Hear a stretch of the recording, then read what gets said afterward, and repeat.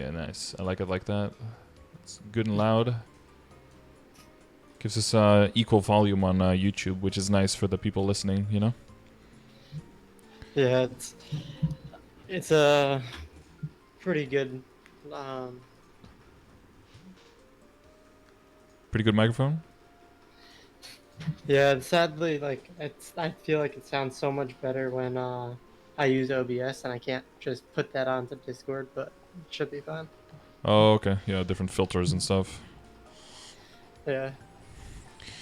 Alright, so you are a new player or returning player or...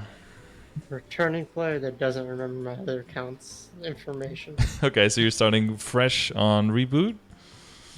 Yeah. Mm-hmm. And so, like, you're back for like a week or what? Like, really, really new? Uh, I think 8 days now. Okay, so yeah, about a week. And did you? So where are you with like the events that are going on now? If you like Terror burned a character, made an Adele, have you made any of those things? Yeah. I made my Kana and I burned it to 200. Mm-hmm. I started doing some of the like symbols for it. Mm-hmm. I haven't touched Adele yet. I wanted to make sure that I get my event stuff for Night Lord for the phase 2 because there's a good amount of good shit like the The, Android and stuff like that. and the rings and Yeah, I already have the SS ring and I'm gonna get the Synergy ring too. yeah, nice, nice.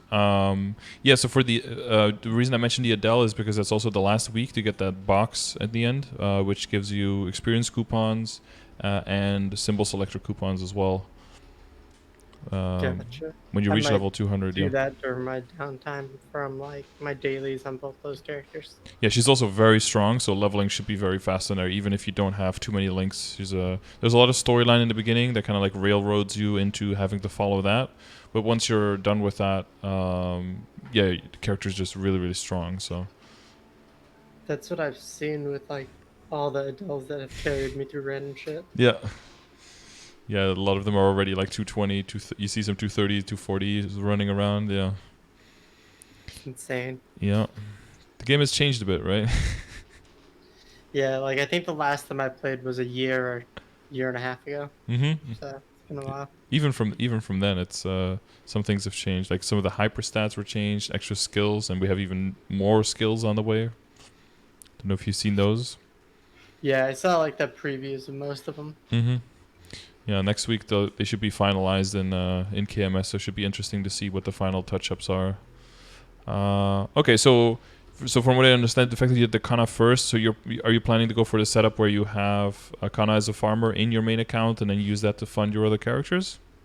Yeah, because I don't have like a secondary computer Mm-hmm. or like a VPN or something that I could run to. Yep. So it's gonna be Arcana. That's why I decided with that. Okay, that's fine. And as long as you like make progress there with the symbols and everything, do that regularly, then you'll get to that point faster. Are you trying to get the Kana to 210 as well for the extra nodes and stuff? I'm trying to get it to the Arcana area, which I think is 210, right? Or is Uh, that 220? 210 is Choo Choo, and then 220 is Lachaline, and 225 is Arcana. Yeah, I think long term my goal is 225 then. Mm-hmm.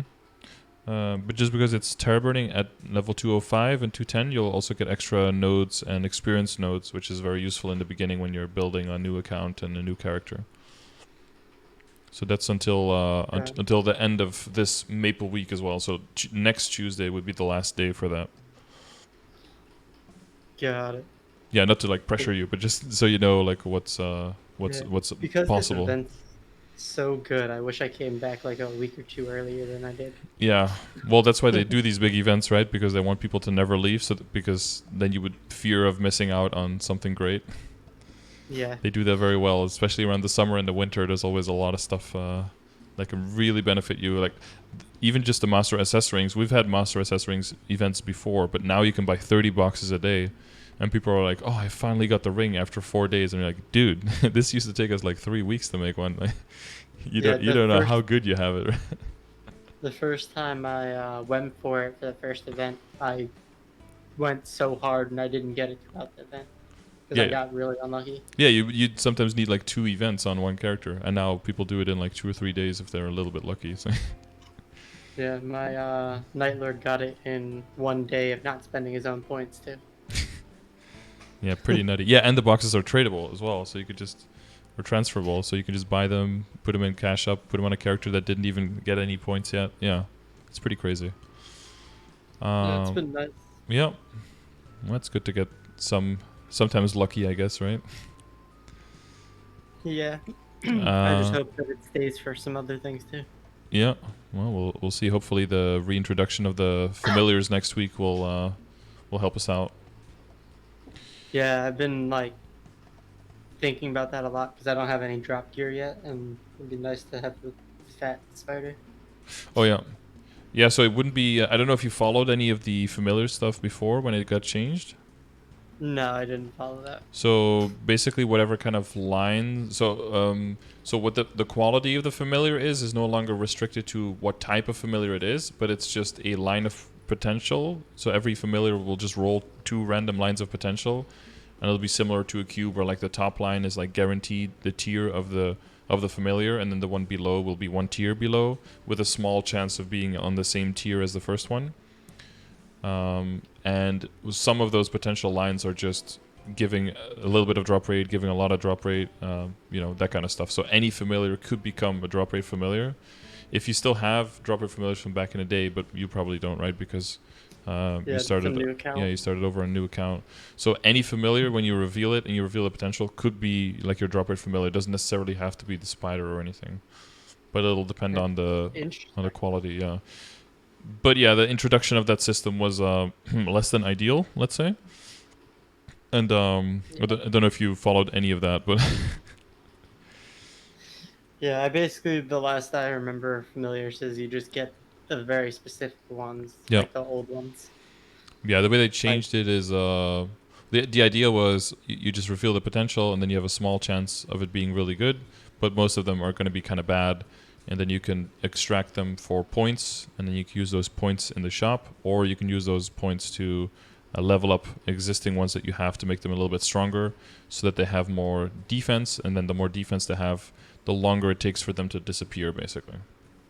oh, so it doesn't just go off of basically how long you've been on the map because it Yeah, used yeah. to be like hmm hits, I think it did.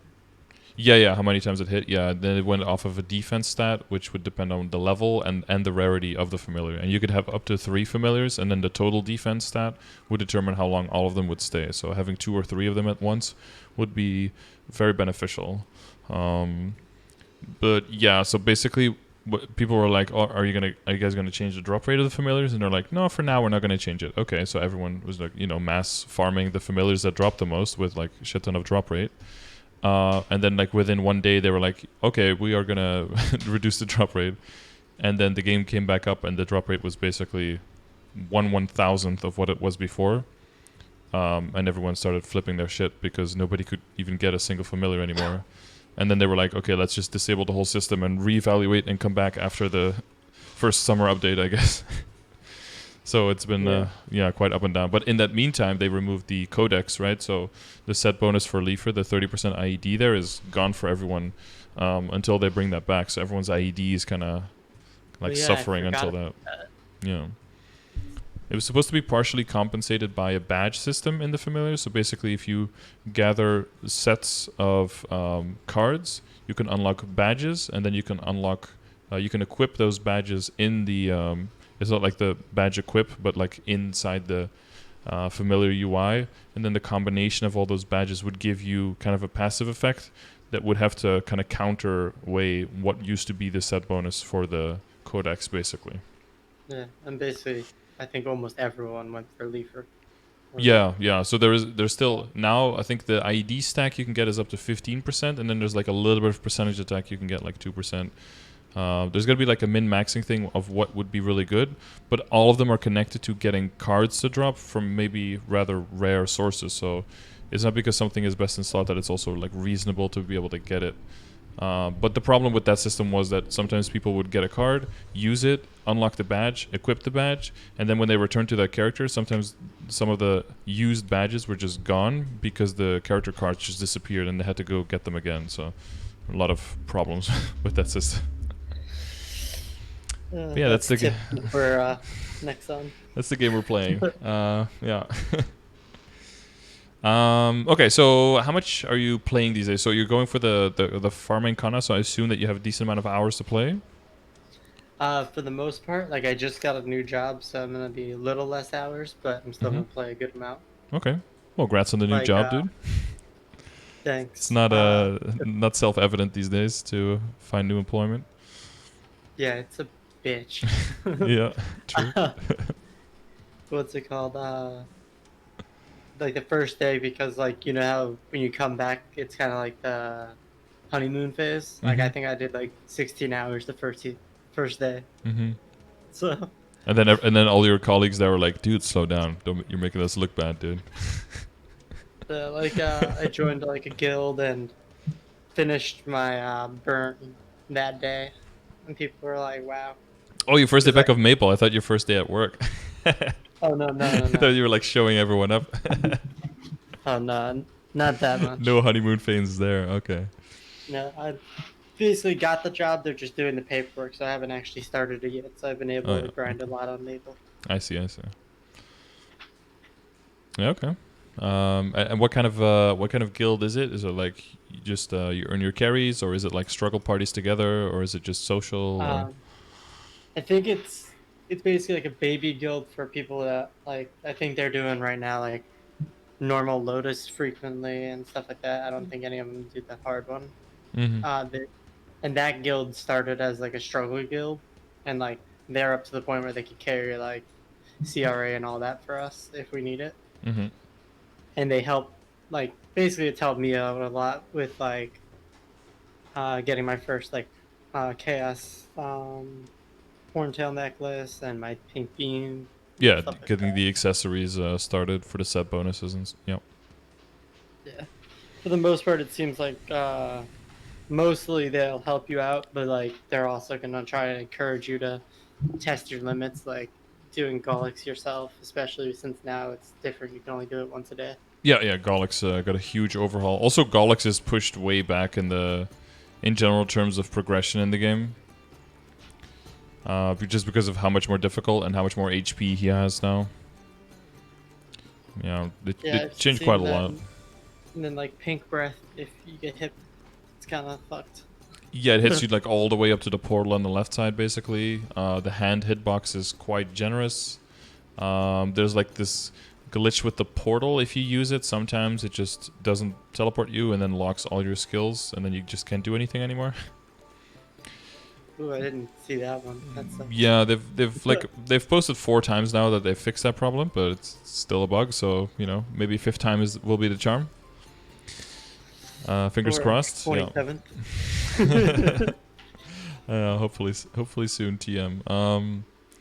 But yeah, that does make so like for your general perspective, that does mean that it's not like you like your Night Lord is going to be doing like normal Golix anytime soon, and then switching over to hard at like 180, and then at 205 or something being soloing Hellux or something. You're probably going to be doing hard at like 210, 215, and then Hell like at 230 something, probably. Gotcha. Yeah, my Yeah. Kana could do normal right now. Mm-hmm. So, and that's 202. So, Yeah, probably can't do hard yet on that one. The amount of HP they gave the pieces is quite brutal. yeah, like that. And I also don't have the best connection, so I have to like overcompensate a little bit. Yeah. Well, I mean that's Maple anyway, right? You need to overcompensate the boss mechanics with more damage anyway. Yeah.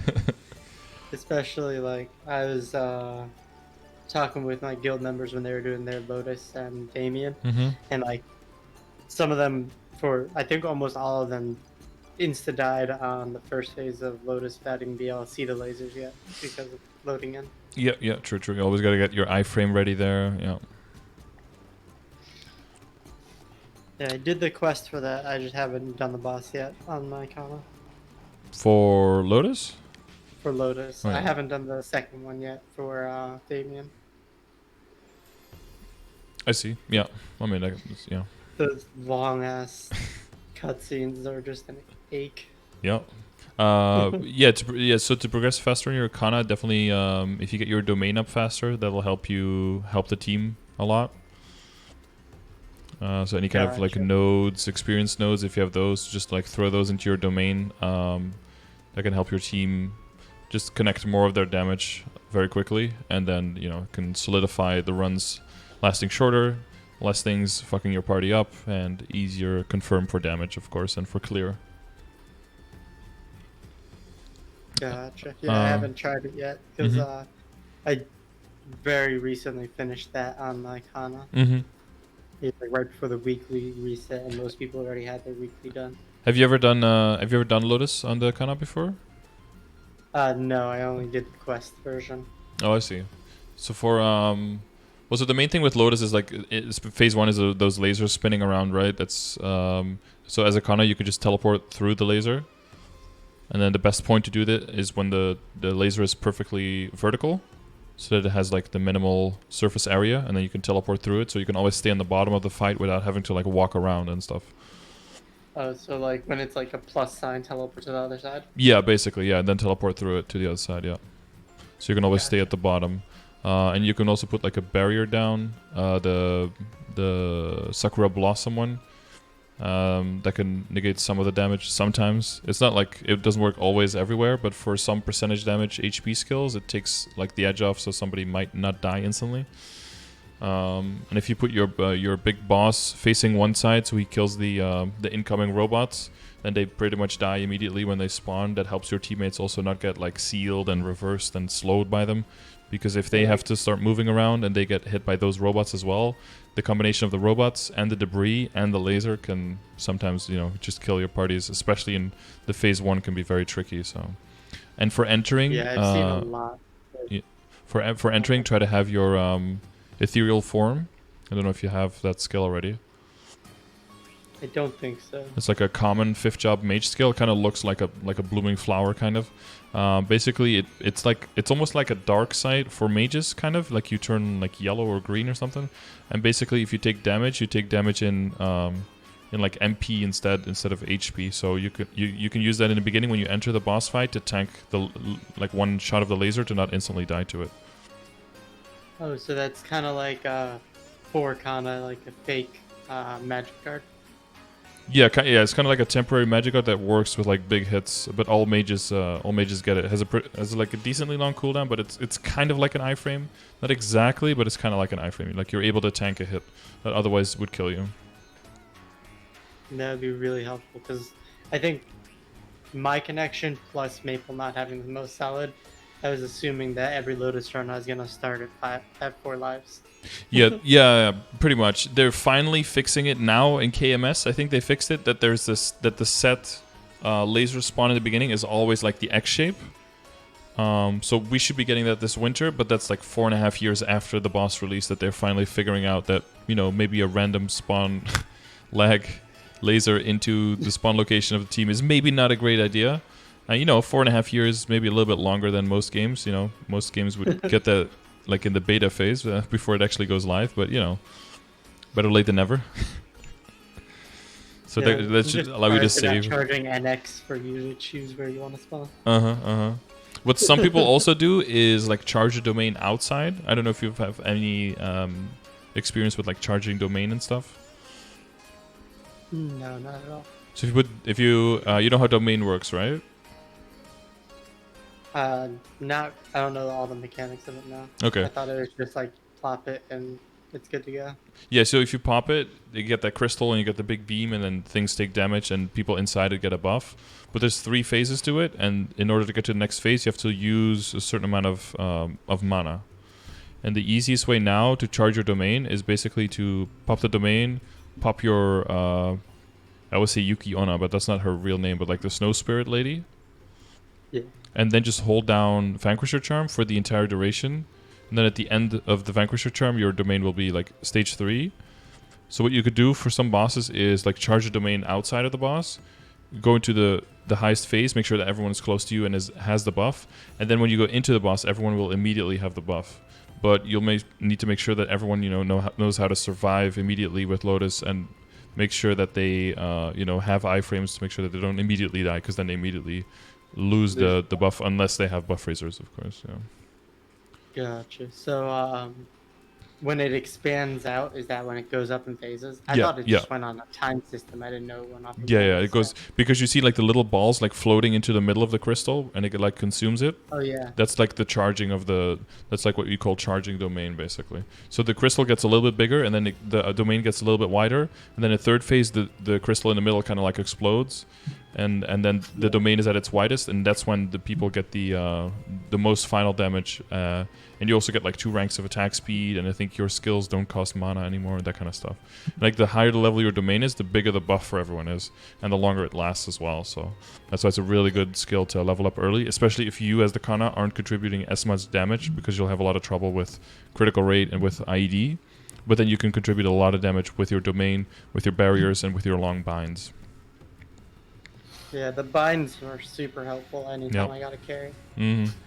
For sure, very long, and then everyone else can synchronize their skills to it, and you can also make sure that no one else needs to use Urdanova, so they can all use an extra skill, basically. So that's a lot of value you bring as a Kana. Okay, so not to get too much on the Kana, because you're here for the Night Lord, right? You're trying to main Night Lord? Yeah, that's my plan. Okay, and what is like the goal? Is it just now progressing, or do you have like a certain plan in mind? Like, this is the boss I want to be able to kill, and then beyond that is probably not going to be a thing for me, or... I think my like low goal would be at least getting my CRA started and starting to do some abso, because I haven't done that before. Mm-hmm. So that's my goal. Like not super like it'd probably be still considered early or mid game with my range. Mm-hmm. So like But the CRA solo, Lotus Damien, like duo or trio, something like that. yeah, Mm-hmm. where I don't have to get carried that literally everything. Yep. Mm-hmm. Okay. And then after that, maybe if you can solo Lotus Damien, then maybe like Dream of Lucid Party, something like that. Exactly. Okay. Alright, got my headset cord stuck on something. Okay, right. Okay. Cool. All right. So, have you checked out many of the commands in my channel already? Yeah, I've spammed them even when you weren't here. They're super helpful. Okay. Are there any of them that you've seen where there's things that that are still kind of unclear, or you're like, this is maybe a little bit too much information, or I don't know to which extent this is really applies to your situation? Flames kind of still confuse me, Mm-hmm. but so I think I understand how to see what level of flame is, and what I'm not really sure of, like if it's a high level of flame, is that the ones that you want to reroll? If it doesn't have like your stat, or does that not affect it, and it just goes off of whatever's good to reroll with the good flames? So one of the main things is like the difference between which items have flame advantage and which one don't have a flame advantage. I don't know if that's what you're referring to. Yeah. Yeah. Forgot So, the terminology. yeah. So something that has like a really high number on it, and if you see the amount of numbers, and you can always double check in the database, right, to see if you can find the item in the list, and if it's in the list, then it does have flame advantage. But yeah, if you find an item and it has like 80 luck or something, or like 80 strength, and you're like, oh, then you know that it could also be 80 luck instead. So that's probably something that's worth flaming for you. Yeah, that's kind of like a way to look at it. The more deeper underlying way of knowing is just knowing, is the item flame advantage or not? Because, you know, an item could have really shitty flames, but could still have the potential of having really good flames. And vice versa, something could be really good. For example, like the extreme example is if you get a Utgard item from, or like Pencilier or Utgard from an elite boss bonus or from a Rune of Riches, it could actually get really good stats as well. But if you would use any kind of flame, it would the quality of the item is still not flame advantage. So if you would reflame it, it would lose that quality and it would just get a shitty roll again. So what the current stats on it aren't necessarily a predictor. So in the beginning, when you're wondering, if you ever see like if you see less than 4 lines of stat being altered, then you know immediately it's not flame advantage. Or it's a very high level item and all of the numbers altered are very low, then you can see if it's not flame advantage. And then if you're still not sure in the beginning, you can always, if you check the flame link, right, there's one link to that thread.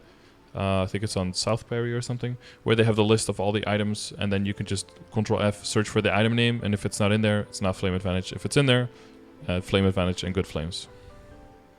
Gotcha. And for the most part, since at least on the Night Lord, I Mhm. just go with whatever gives range for just faster training right now. Yeah, in the beginning, yeah, just plus range basically. If you have 2 items, you just see which one gives you plus range basically. Until set effects really come into play, that's like solid enough. Once set effects come into play and like ID and boss damage and that kind of stuff comes in, it gets a little bit trickier and can't just look at range anymore. But until then, it's solid enough, yeah. Oh, and I actually had a question.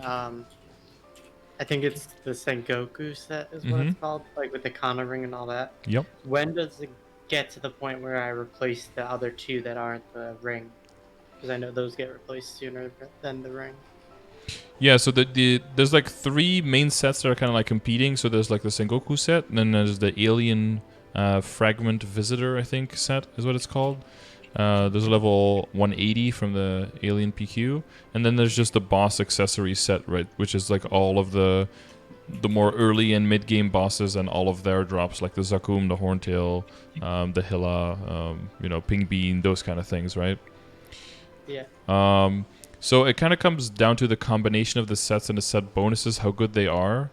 The Alien Fragment Rings, I think, is mostly good for people who already have a lot of link skills and a big legion, so that they don't have to rely on any of the boss damage or the IED that the other sets give, and they can just fully rely on the 50 weapon attack. So it kind of depends on the kit of the character and how big their legion is. For everyone else, I think it's fine to just rely on... I think if you do 9 set boss accessory... does that leave you with space for the Sengoku? Quick maths. So you'll have 1. So you have the badge. You'll have eye face, 2 pendants, ring, pocket item. That's it, right? So it'll be like 3 and 7, I think, that's usually fine one. So if you keep your current set and then go for 7 other accessories, you could do that. The only option is to go for like 1 extra ring. Let me visualize because I can't log into the game right now, like where all the equips are. Yeah. So you have the badge. Oh no, badge. Wait, badge, earring. Right? Yeah, Crystal Ventus badge, either Horntail or Hilla earring, and then you have your shoulder and belt from Sengoku and 1 ring. Then you keep the Pink Holy Cup on the other side, and you have the Silver Blossom ring. So then you have 1, 2, 3, 4. So then you have 4 and 3, and then you have Iron Phase, 2 pendants, and that gets you to 8 and 3. And then you could go for the Ifia ring to hit it with 9 and 3. Yeah, so that is possible, to hit the full boss accessory set and the full Sengoku set at the same time. Gotcha. And then for Golix, should I only try for like solid and above to start using, like edging that in and taking away some of the boss accessory set? Honestly, Golix just isn't good. Like that early on, like it gives some weapon and some magic attack, right? But the solid doesn't even have boss damage or IED in the set bonus. It's only reinforced that starts having that. And then when it gets to reinforced, only 2 of the items drop from Hard Golux, and the other 2 you'd have to buy in the shop, and they cost a lot of coins. And Hard Lux is the first boss that actually starts dropping the coins that allows you to buy the equips in the shop. And I think it's better to just see Golux as like late game or end game. That's probably after you get Abzo. No, that is definitely after you get Abzo. And until then, you just save as many After coins. the change. Yeah, it's definitely pushed back away. That's why we're going much harder on the boss accessory set now, and I'm even mentioning the 9 set, because you'll just be keeping them for so long. Gotcha. That's good to know, because Yeah. like my Kana just started doing like normal, like I said, Mm-hmm. and I figured it was gonna take a while to get, and I forgot that reinforced was above solid. I was thinking reinforced in my head. Yeah, so even reinforced is probably not worth moving into, because the set bonus doesn't come in until you buy at least 1 extra drop from the shop. So it's the drops have also shifted, so it's now the the earrings and the belts that drop from the boss, and the rings and the pendants are the ones you have to buy for coins. Gotcha. So that's like, Yeah, it's kind of like Commercy, like how it takes a while to get there. yeah, you're like, yeah, but it's longer. Because even with Helix, you get like 25 to 30 coins a day, and one superior item costs 750. So that's like 1 month of running every day. Oh, damn. Yeah, and clearing every day, and like not getting tripped up on stuff. For one item, yeah. The positive, though, is that you can buy backups, and every week the shop resets. So that does open you up to possibilities of going beyond 17 and, you know, even getting to 22 in case you blow something up and being able to buy backups. So that's the plus side. But the downside is just takes you forever for a new person to get there. So that means you have to way overcommit or like commit way harder to like previous equip sets, you know. That makes sense. Yeah. I should aim for the 9 boss accessory for now. Yep. Basically, Mm-hmm. with Sengoku on the side. Yep. I think that's a good combination. Yeah. So you could go since it's a Sengoku badge, you could decide to switch, but you'll have to look at what your damage does at that point, of course. Switch the Ayame belt out for a reinforced belt if you would get that in case you're killing hardlux and you get a reinforced belt, because the reinforced belt base stats are quite nice and they both don't have flame advantage, so there's not a huge loss on the flame stats there. So that could be a switch, because it's also possible that around that time you maybe also switch over into the Absolab shoulders, and then you're gonna break your Sengoku set anyway. So that could be something to consider at that point. Yeah.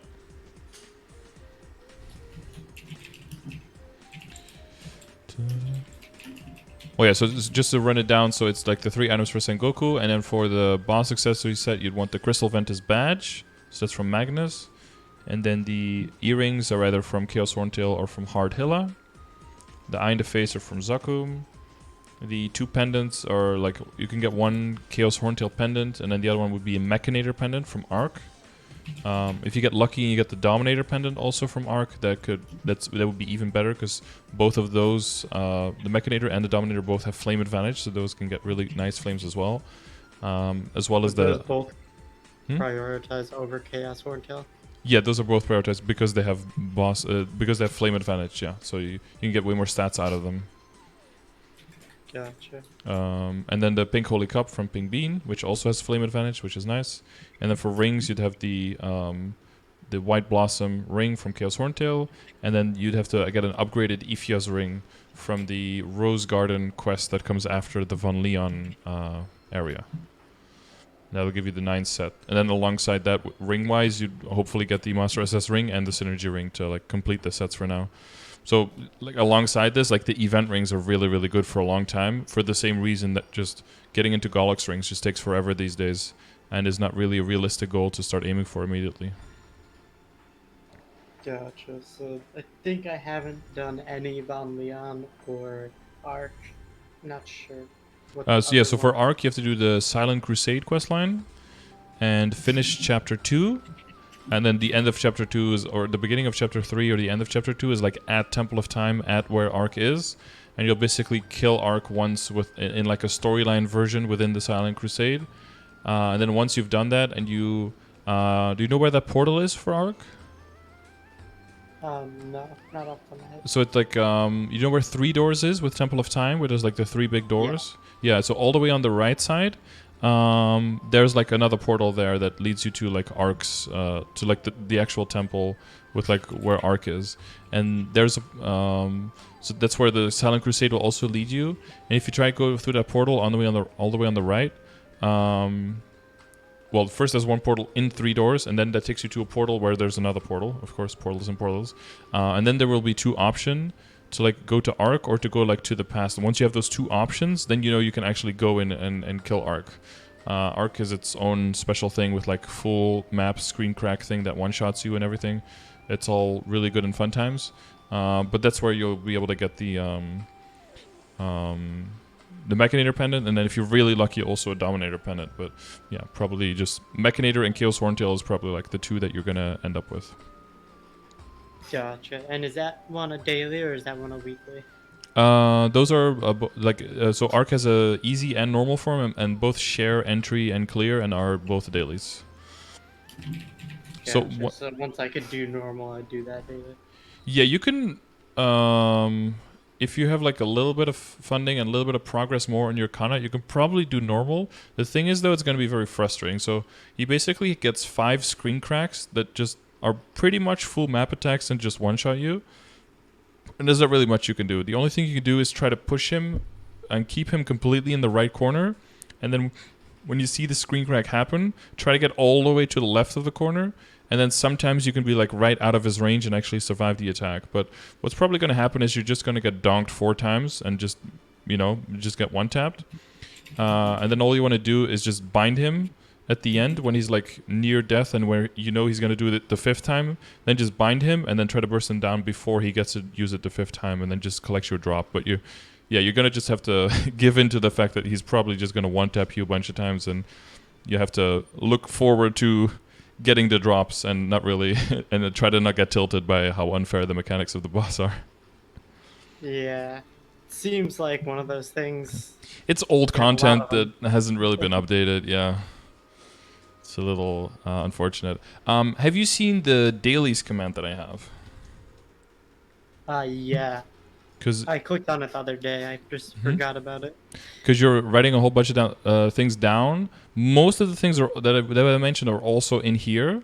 They're just not as structured as, hey, at this level, go do this and get that drop. It's more like in a database kind of way, so that like what's worth doing. Right? Yeah, so like what are they worth doing for? And then the second page is by level.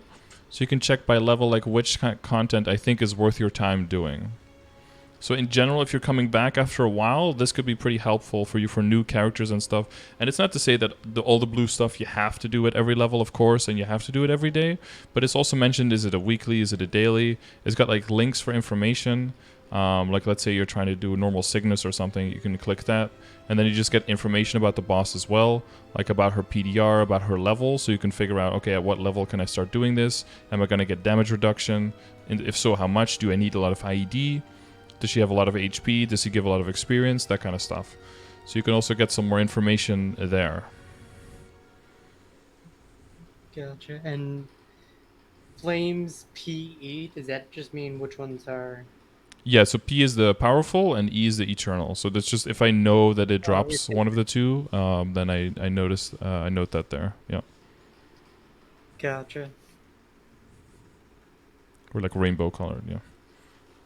And powerful are the red ones. Gloom doesn't dub soul shards. Yeah, I got my first one so. of those the other day. Oh, nice. Yeah, and then soul shards, which equips. I try to have like a little bit of a picture with which things can drop and which things are useful and that kind of stuff. Yeah, so yeah, it'll depend on what character. Commands that I've looked at, but like I basically look for what I need and then use that and then forget. Yeah, for sure. Yeah. Just to make sure you're not missing out on like any really obvious glaring things. Like one of the things as well, like once you start unlocking, you're like past 200, you start unlocking the Dark World Tree and the Scrapyard Weeklies, for example. You can start doing a few of those. But a few of the Scrapyard Weeklies and Dark World Tree Weeklies are like really bad and take forever. So there's like a link as well here to like which ones... Is this the correct link or is this the... Oh, it's the same link, I think. Oh, I think it's up here.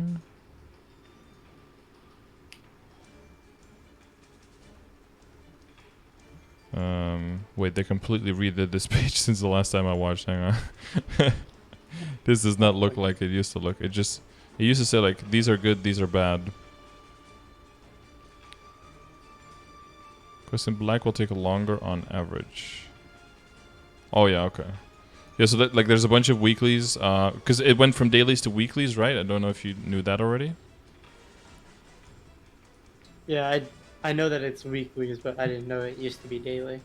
Yeah. So in the past, if you did it every single day, you would take quite a lot of time every day. But after a week, you would have a significant amount of points. Now you can't get as many per week anymore, but the amount of time on average per item that you have to spend is way less. But if you want to brute force your way through, and progress quickly and be able to buy all the Absolab stuff, it's probably going to be necessary to do this on multiple characters per week to compensate for the lower amount per character. So that's a good thing to keep in mind. That as long as you start doing that earlier on, you'll have a nice bank of those items, so you can actually buy the Absolab once you get there. Gotcha. Yeah, and then here they have like a list of which quests are just take way longer and which ones are pretty fast. That can save you some time as well in like re-rolling for quests, But yeah, that's all like linked here as well. So Oh, I Shall we didn't find- even know you could reroll for different ones. yeah. In the beginning they give you like a list, like these are the ones you have, and then you can select a few of them, and then there's like an option like these are all the ones I want to re-roll, and then poof, they give you like a new screen, and then they re-roll. It shows up like new, which ones they gave you as new ones, and then you can get started. If you like auto click through it a little bit, there's like an option where you're like, do you want to re-roll or not?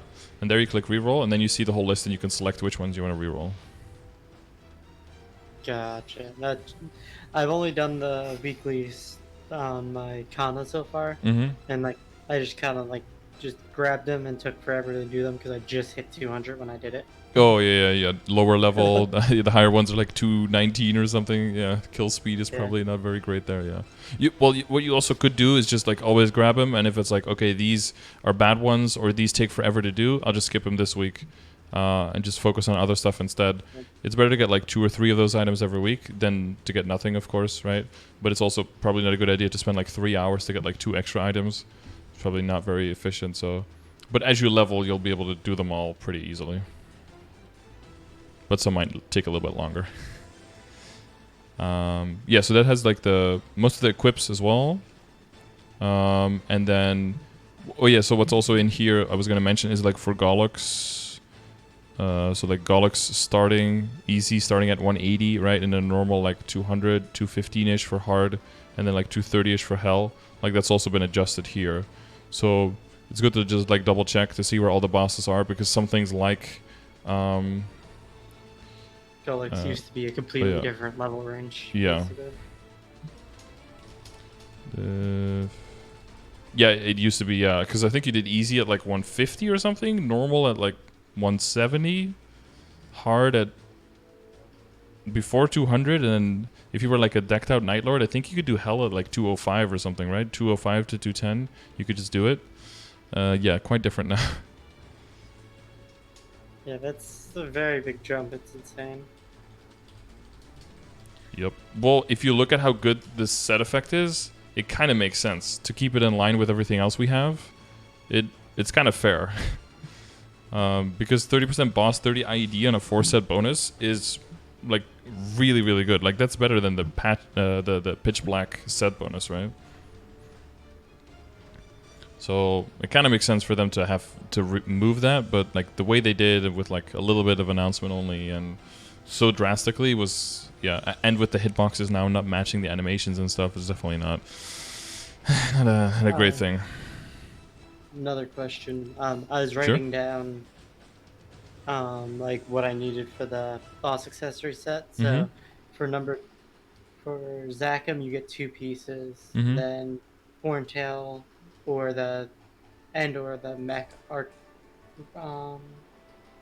mech or dominator for another 2, then the Holy Cup, Silver Blossom, the Rose Garden ring, and the badge. And I'm missing one more. Was that the shoulder? The earring? Did you cover one? Yeah, I put down the ear. Oh wait, I don't think I did actually. So yeah, the Sidious or the Will-O-Wisps, basically. Yeah, exactly. Yeah, Hardhilla or Horntail, with Chaos Horntail having the best drop rate. Yeah. I'm just trying to keep it written down because like some of their sites, while helpful, aren't like super organized for me. So I'd rather have like the way I write it down and know like, okay, this is a checklist. I have this many of this set.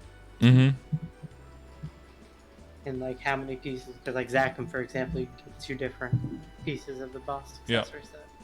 Yes, if you check the boss, like I have the earrings mentioned here as well for Hardhilla, and then for Chaos Horntail, I have this picture as well to like as a reminder. And I think if you click through here to the bosses, I think there's a drop table here as well on like which items drop. So you can always double check here as well. This website is like very up to date. It's not 100%, but this one is very up to date. Maplestory.fandom.com. I link to this a lot in my commands. This is a really good website. So like where's Hardhilla, for example? Yeah, here, Hardhilla, for example, and then you can just see all the items, all the equips. They should have the, what are hers called? Will-o'-the-wisps, right? Yeah. Equipment drop. Well, it seems like it's not there. Wait, is it common drop? Stone of Eternal Life. Should be. Okay, well, all of that sales pitch completely out the window immediately. It's not here in the list. Feels bad, man. Feels a bad man. Yeah, it's kind of like that's one of the sites that I think is well put together. I use that one. Oh, here it is. Will-o'-the-wisps is between the N and the P, of course. And then you can click that and you can like see the full stats and everything. There it is. Whew! Saved. It was just not alphabetic. I just got those ones on my Kanna. There's a big upgrade because I didn't even touch my what's the one Decidus? Decidus, yeah. Well, so it'll probably depend whether or not it's an upgrade. It'll depend on the flame stats on it, right? Yeah, I think if I recall, the flame was good and like really good. I don't know if it was like a tier 7 or something. But I think it was high up there for my base stat too. Yeah, with so that and shit, but yeah, so because of the tiers and stuff can get like confusing, and because higher level same tiers are different numbers and everything, that's why I typically use the flame score system, so that you can just be like, okay, I have a Decidus, it has 40 flame score, I have a Will-o'-the-wisp, it has a 50 flame score. That way I know probably got to use the Will-o'-the-wisps.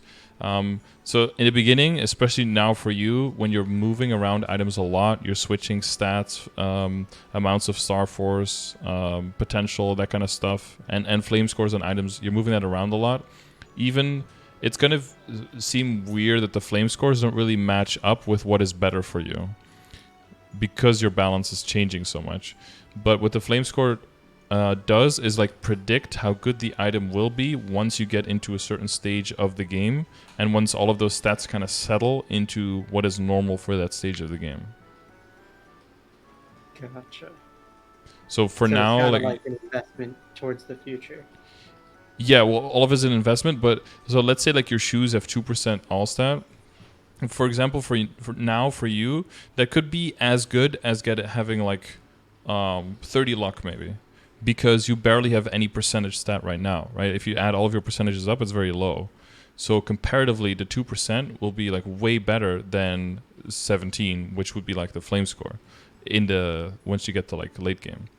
But the point is, if you keep these shoes and you get to the late game and everything kind of like follows suit, you know, everything gets upgraded into the level that you would expect it to be able to kill the content in that stage of the game, then that value rings true. So the flame score kind of helps you see what the eventual balance of your equip will be without having to, because, you know, like let's say you added 200 stats now, you know, through a combination of upgrading.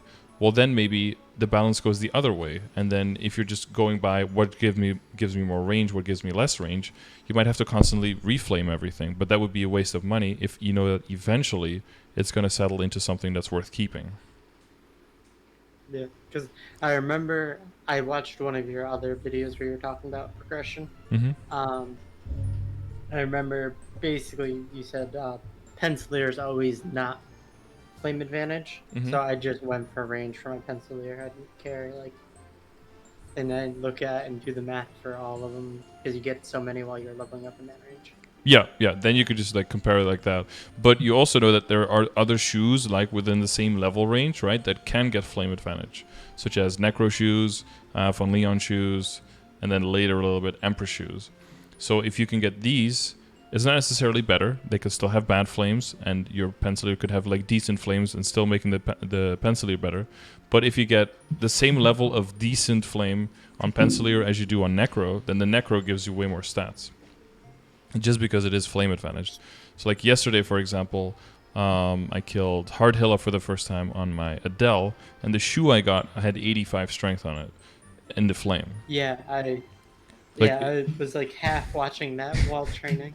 Like if you compare that, like on Pencilier, the only way you could ever get that is if you get it from an elite boss bonus and are super, super lucky. Like this is the only way you can ever get that. Most of the time, you'll be aiming for like 20 to 30 flame score, maybe.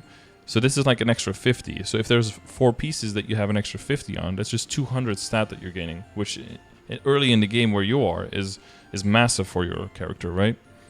Yeah. So it's fine to like keep what you have, but always look at opportunities to where can you make like big upgrades. So one of the big upgrades you can make is to make sure that you do normal Hilla every day and just check out to see if she drops any Necro gear and just look at the flames and see if it's any good. If it's not good, you just keep it, and then the next day, if the drops the next day are also bad, you can fuse them together with alchemy and get a free new roll on it. And in the beginning, that can be a very easy way of getting a lot of range on new characters. That's super helpful because like I know like last time I played, I never even looked at the Necro stuff. I just sold it instantly. Mm-hmm. It NPCs for like a little bit more as well than you'd expect, right? It NPCs for like 70k or something, which is like more than Pencilier as well. So you're like, oh, that's some money. But you know, there could be a potential 70 stats just like in there, just one roll away. And you know, if you sell 10 of those items and you get 700k, or you roll 10 of them and fuse 10 of them and you get one with 70 stats, like, yeah, that's an easy pick which one of the two you want there, right? Yeah, like 700k. That'll take like Kanna just not even farming, just training like 5 minutes. Yeah, you get that right away, yeah. Especially because of the high meso drop rate we have. Yeah, comparatively, it's actually no value, but then, yeah, if you compare it to the other gear, then it seems high. Yeah, so conversely for Pencilier, I think the best way to conserve some value from Pencilier is by extracting it, so that you can get some crystals from it, and then you can also get Philosopher Stones from it. And the Philosopher Stones NPC for 300k each, which is also quite a lot more value than just the Pencilier by itself from NPCing it. And for both alchemy, for both of those, you need alchemy leveled up to level 6 at least. So leveling up your alchemy, if you haven't done that yet, I would try to do that on all your characters. Gotcha. And the level best 6 is a good like. Yeah. Because, then you can fuse and extract every level item. That's like the sweet spot. You could go higher, of course, but like that's the least you want to have. Yeah, level 6. Yeah, as actually, like, right now, all I've been fusing is Zac and Helms to try to get to that 30 charm as fast as I can on the Night Lord. Yeah. And you can also fuse the Chaos Horntail pendants if you have those. Once you can... yeah, that one I think I need a higher alpha level, right? Yeah, you probably need more HP on the Night Lord. It's kind of squishy early on, and you could just get one-tapped by some attacks. Yeah, as Night Lord. Yeah. Very squishy. Yep, you would probably want to be like over level 180. Maybe even 190 or something, yeah. Okay, so how... Okay, we've done a lot without doing anything, kind of. We talked a lot about like stuff that's changing, but I think this is all helpful for you so far, right? Yeah. Okay, perhaps stats, Legion. So how are you feeling about like working on your Legion? Is that something that is like coming naturally to you, or something you don't really like? It's kind of coming easy. The main thing that I was focused on for like going hard on that is setting up my Night Lord to be able to coin cap every day. Mm-hmm. And then I was gonna start. Basically, what I'm gonna do, my plan at least, is the next two is Evan and Baran, so it makes my other ones easier. Mm-hmm. You're just doing like level 1 Link and then going back to it later, or? I've been going to 120 besides for Beast Tamer because Beast Tamer sucks, so I left it at level 1 Link. There's a little bit of crit rate waiting for you though. Yeah, it's such a good thing, but I hate playing class so much. If I knew that I was gonna hate it, I would have saved this. Not the terror burning one, but the other one. The Mega Burn? Or Oh yeah. I might consider even doing it because like If you I really hate don't. it, I think that's the best value for a Mega Burn. I think is just leveling a character that you hate leveling, because there's gonna be a few, like a handful that you just don't like, because there's so many of them. A few of them you're just gonna not like at all, and keeping your Mega Burn for those, I think, is the best to keep your overall sanity in this game. To make sure that the ones that you hate are like very short bursts of and then you can move over that and go into the thing that's fun for you. It might be a decent idea to do, yeah. Because like the only class that I think I felt like that too, like I before I was putting my stuff together, I tried out. I think it's Ilium, the one that's kind of like Oriana from League. Like that one's kind of weird to get used to, so I didn't really like that much either. Yeah, Ilium is generally like Ilium, Phantom, Evan, Mech in general are like mechanic are like in general classes that most people are not super fond of, yeah. And Mercedes also a lot of people don't like. But I think there's some Yeah, balance, there's some bias there, because a lot of people lever their Mercedes early, so it's kind of weak for most people. And you know, if you already don't like the kit and you're also weak on top of it, then it's very easy and to dislike your playing. Yeah. yeah. I basically I did that one first because that's the one that I remembered when I came back. That gave experience. I forgot about Evan and Mm. Aaron, or I don't know if it's Aaron. Yeah, Um, Iran, Aaron, yeah, whatever. and I forgot about those two, but I leveled the Mercedes, and like I think right when it's your first character, like right at the level 100 point, you start to really feel weak when it's your first character. Mm-hmm. Yeah, especially the contrast with another character that has maybe frozen gear, has maybe mega burn. Like it's such a huge contrast. Yeah, Have you seen the? especially with the Yeah. CRA boxes they've been doing. It's Mm-hmm. like, oh, my Kana could one shot everything up to level 200. Why is this other character so weak? Yeah. Yeah. Differences. Have you seen the links command in the chat? Uh, I think I looked at that one the other day. So if you're ever Because like I have a wondering, yeah, general idea. yeah, if you're ever wondering like what character gives what exactly, just like as a refresher, you can check this.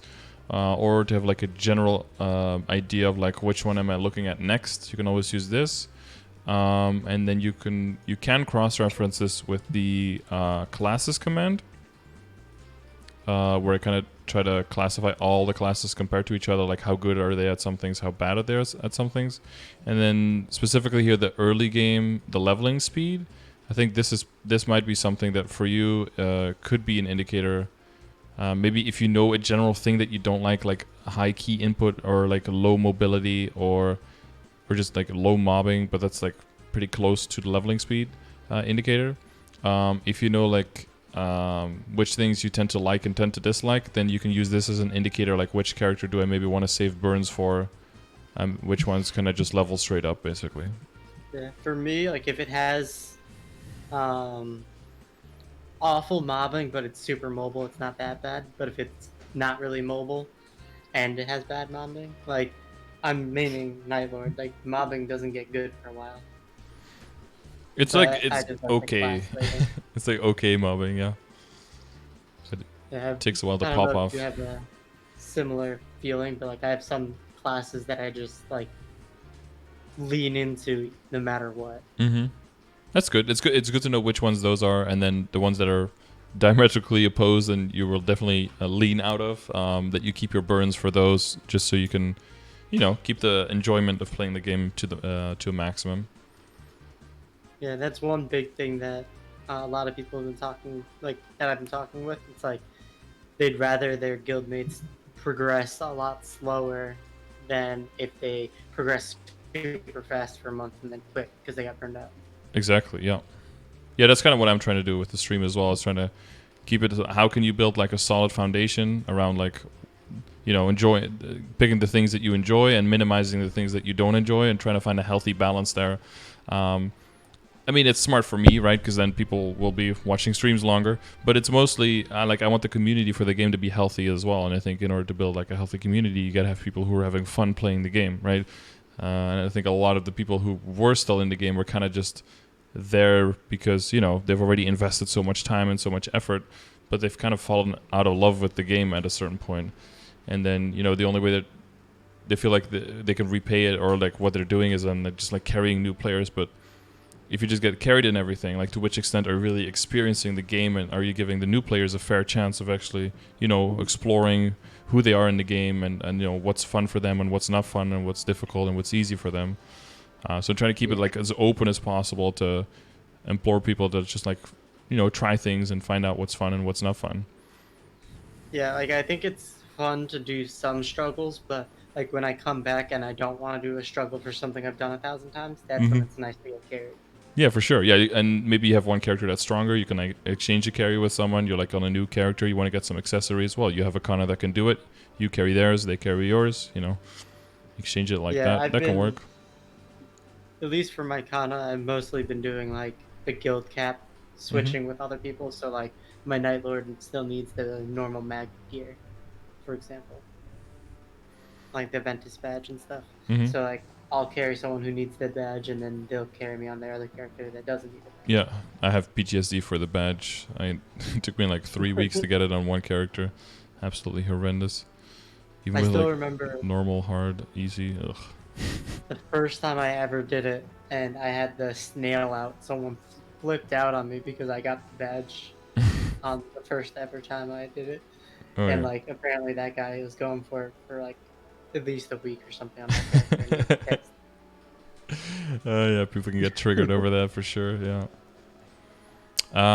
Um. Okay, so flames all makes more sense for you now, Yeah, that helped a lot. because this is where we started. We started with flames. That's where we started the conversation 15 minutes ago, I think. Okay. Oh, actually, one other quick question. Sure. Because going for the Sengoku and boss set thing, Mm-hmm. I'll still go for Commercy, but I'll basically use it later, right? Yeah, you want to have the backlog so that once you have money built up, once you have a nice event for star forcing, and then at that point you don't have to safeguard them, but you can just like star force them all the way up during a 5, 10, 15 probably most likely, or 30% off to 15 first, and then from 15 to 17 during a 5, 10, 15 star force event. And then once they get past 15, they get a lot of extra stat on weapon and magic attack, and that's when they definitely overpower your Eye in Your Face. But at that point, your Eye in Your Face from Zakum will probably be cubed into either into drop rate or into mezzo, or into like OK damage. And then you want to min-max once you have like a monocle and a tattoo, because they can get, the level 160 gives an extra % per tier line. So that's always nice to hit those numbers. Gotcha. And so ideally, I'd want to keep the Zakum stuff as like backup accessory. Yeah, they'll At just that become point? drop rate items, yeah. Drop rate, meso obtain, whatever. Yeah, if you can reliably kill in the map and you can, pick up some meso obtain at the same time, then you can still just make more money while not cutting into your progress whatsoever, or your, experience progress whatsoever. That makes sense. Have you had any, do you have any idea what to do with your invulnerability? Have you looked into that at all? Yeah.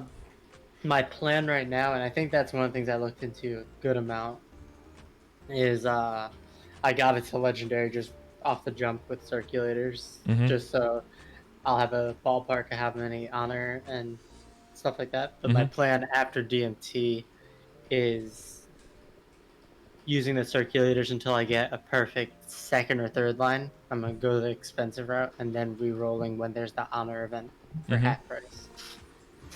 Yeah, that's definitely one option. The other option could be to circulate into either a top line of meso obtain or drop rate, and then keep that, and then go for what you just said, like a little bit later.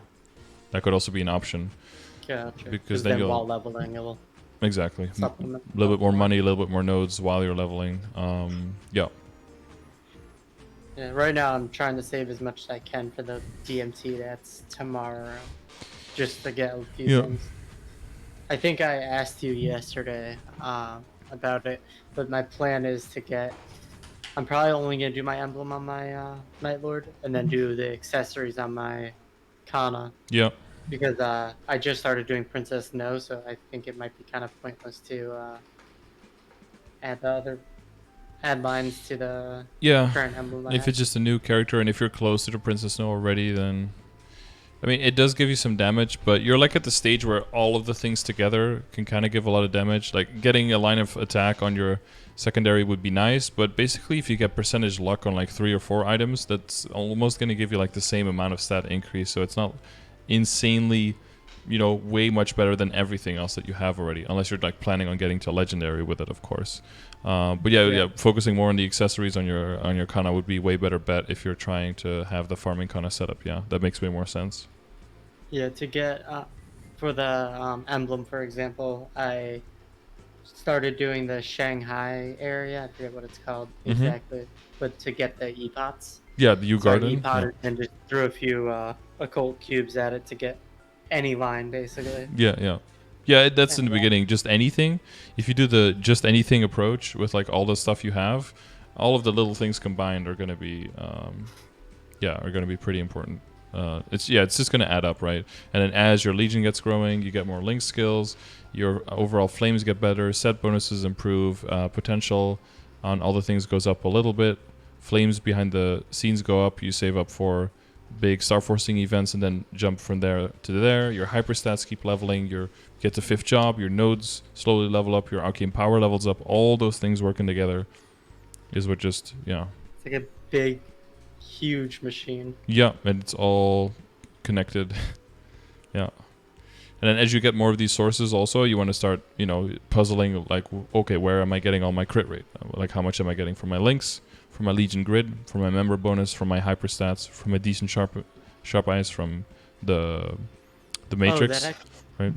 That actually reminded me. I know Night Lord likes to get decent speed infusion, I think it's Yeah. called. Mm-hmm. Would it get that and sharp eyes?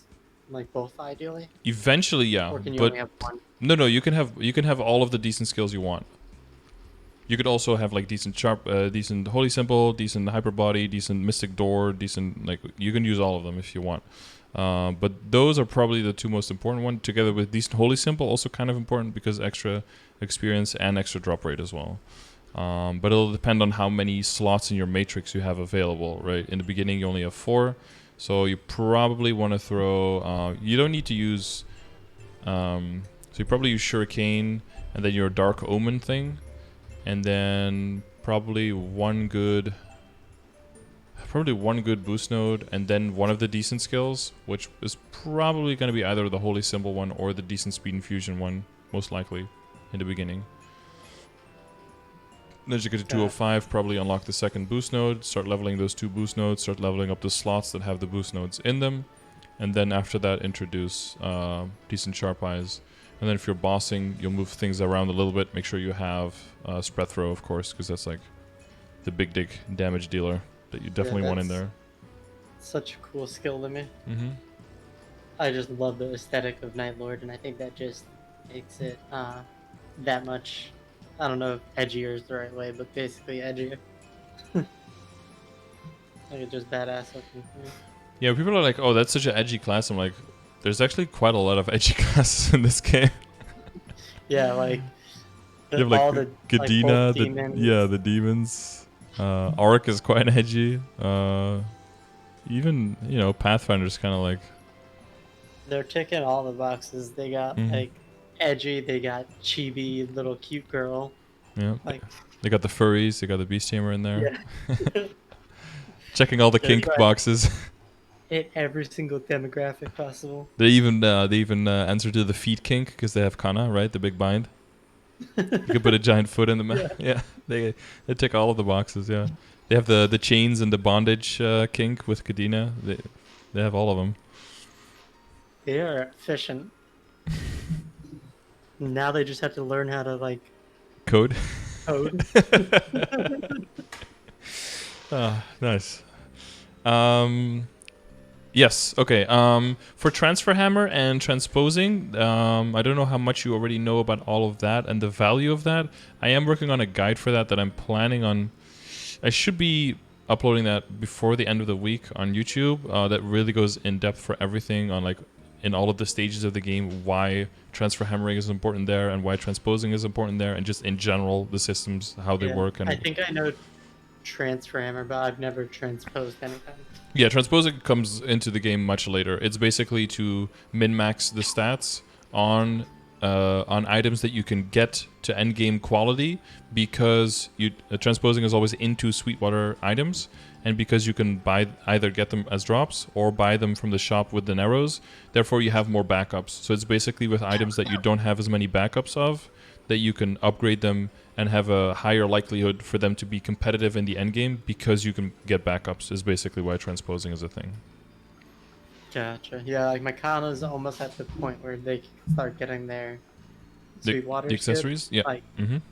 because I basically plan on saving until I could buy both of them, just in case they get one as a drop. Then I could just buy the other.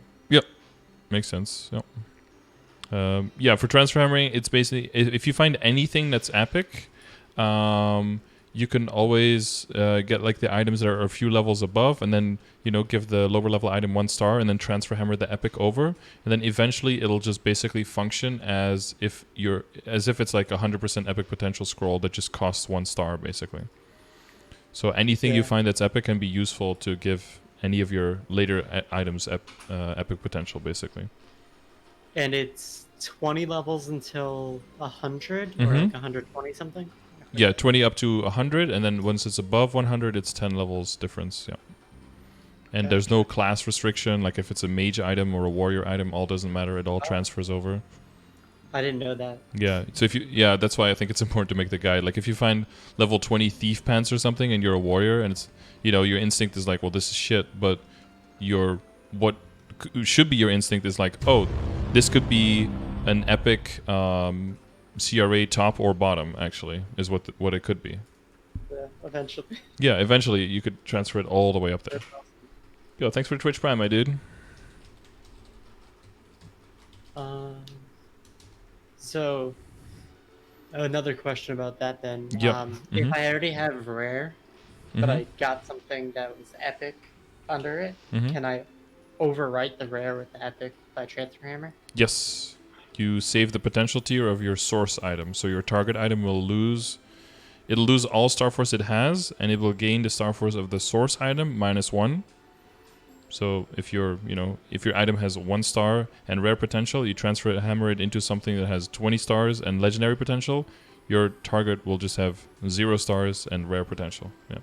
But for transfer hammer, you can always check the window, right? If you go into transfer hammer, it's all like, put your source item here, target item here, and then here's your outcome. Yeah, you always hover over the outcome, make sure that there's nothing crazy going on, that you're not like, ooh, I selected the wrong item, or anything like that. Like, oh, I overlooked this. I triple check. Yeah. That's a good habit to get into. What doesn't get overwritten is your flame stats, right? So your flame stats of your target item are saved with transfer hammer.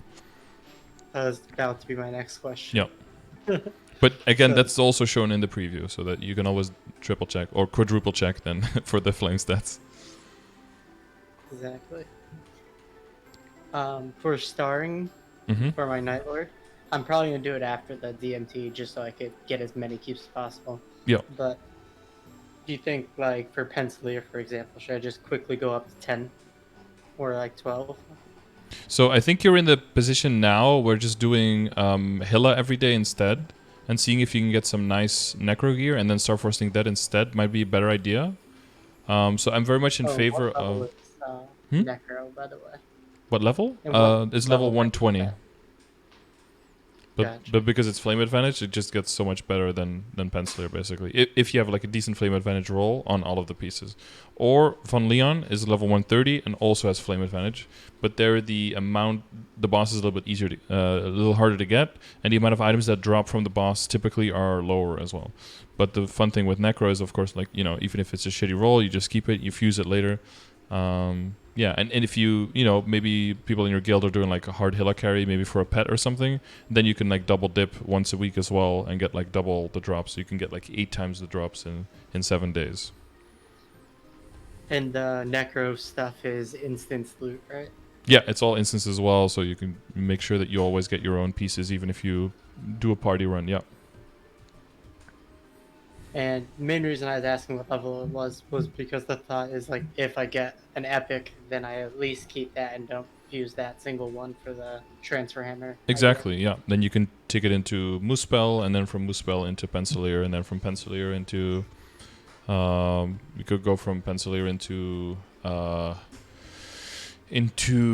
your ancient root shoes, and then from the ancient root shoes, it could go into the Absolute shoes, for example. So it'll always find a way. Potential finds a way. Yeah. And all of those little things combined, all of those little things. And the other thing I was mentioning about alchemy, right? Leveling up your alchemy. The easiest way to do that is just to harvest all of the big flowers and the big veins you see, and just stockpiling those materials. And if you just get the habit of doing that, you can always just, get back to that pile of stuff you have, and then just use that you're on a new character. Oh shit, I want to extract stuff. I want to fuse new stuff, right? I want to get nice necro gear. Oh, just pick up some herbal oils, level up your alchemy real quick, and just put them back in storage, and you're immediately done. Because the worst part is like, oh, I need alchemy leveled up. I have no materials yet. Now I got to go harvest flowers. Ugh. And then I've been farming on my Night Lord mostly. yeah, and then it's like wherever you go, they're not there. But if you don't need them, they're everywhere, right?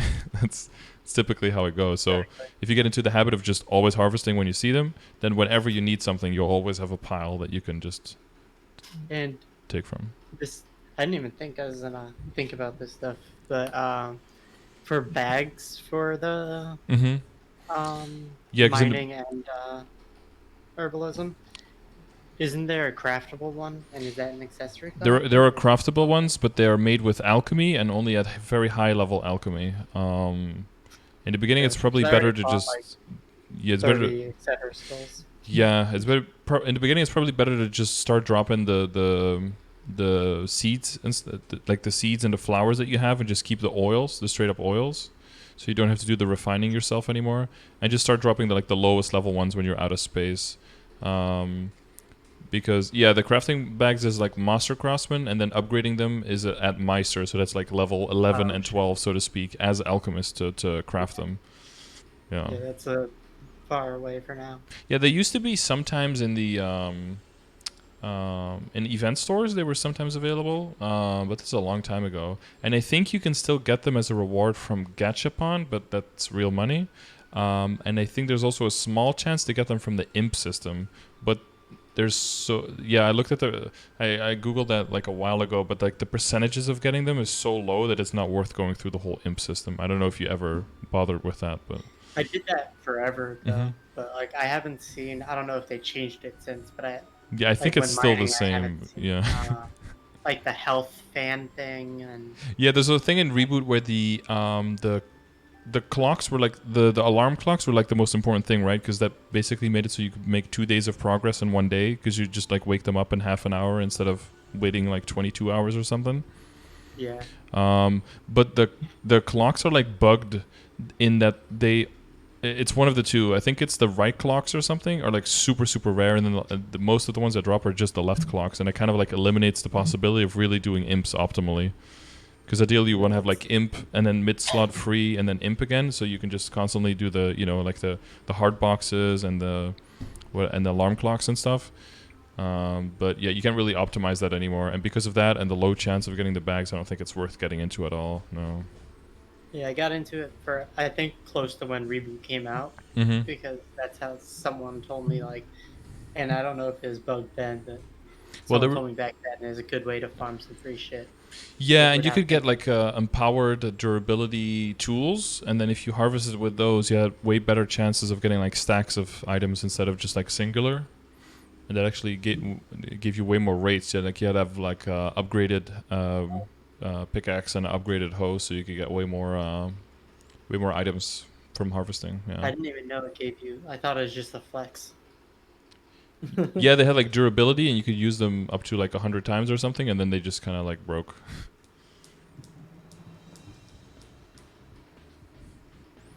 But yeah, the chances of getting anything useful, mostly it gives you like a crystal or like a juicy fruit, and then you consume that, and then you get some materials, and that's like kind of it. So yeah, it's not worth. Okay, so is it worth going over like specific item progression So besides like well, we already talked about like all of the um, accessories, right? And a little bit about the necro gear as well, and possibly fun Leon gear, right? That stuff. For weapon, you probably want to get the Sweetwater weapon, just because of the boss damage and the IED on it, and the very high base attack on it. Yeah. And that's Will I use gonna. that until Abso? So it'll kind Or of depend on how quickly you get your pencilier stuff, but it'll depend on if you like get carried, if you want to like solo, if you're gonna like struggle party. If so, how many people are in the party? How many tickets do you get per week? It is possible that if you're like exchanging, like let's say you help your party with your Kana on one party, and then they like let you come on the Night Lord in another party, and just kind of like get carried there. Then it's possible that you get to Absolab pretty quickly, and that you actually don't have to really invest in the Fafnir weapon at all, and that you just keep your Sweetwater until then. It's also possible that maybe in the second half of the summer we get another relay. Maybe. I don't think it's coming because they didn't for announce it Big at Lab? all. Yeah, because sometimes relays are like back to back, and they do two within one summer or within one winter event. But they didn't announce it at all, so I'm guessing it's not going to be in there. But if there would be a relay event and you could get like a fake Zolab weapon, that would be like another one that you could use until you have all your other Abzo in place, and then you circle back to the real Abzo once you have all the other pieces already. Another quick question. So the Abso Lab is through both Damien and Lotus, right? Mm-hmm. Both shops, yeah. And the shops, the coins for that's transferable within an account, right? So like if I farm it on my Kana before my Nightler could even do it. So the items, the items that you get from the weeklies or drops from the mobs, those are transferable, but the items that you get as drop from Damien and Lotus, those are character bound.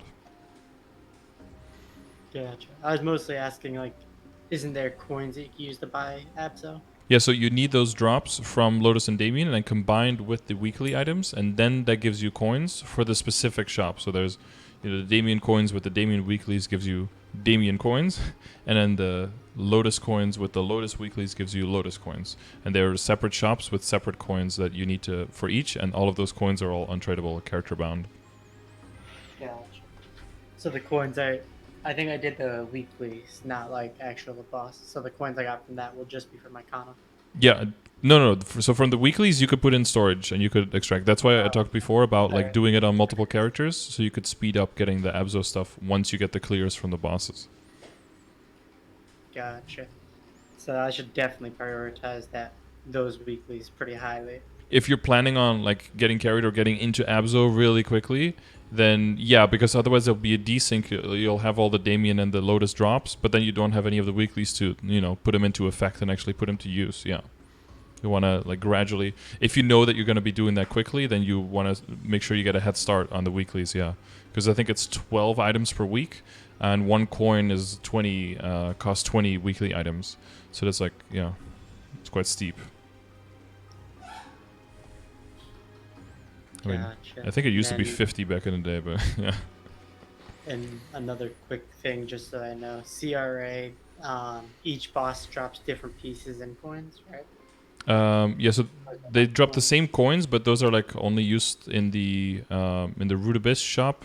And the only thing I think that's useful there is those root shoes that I mentioned. So those are level 150 shoes that you can buy with those coins, and then then you can use those for transfer hammering into Abzo. The pieces that they drop is every boss has their own piece, yeah, and then you need 5 for the hat, 5 for the top, 5 for the bottom, and 15 for the weapon. But they have their own. They're called like pieces of anguish and pieces of destruction and whatever, yeah.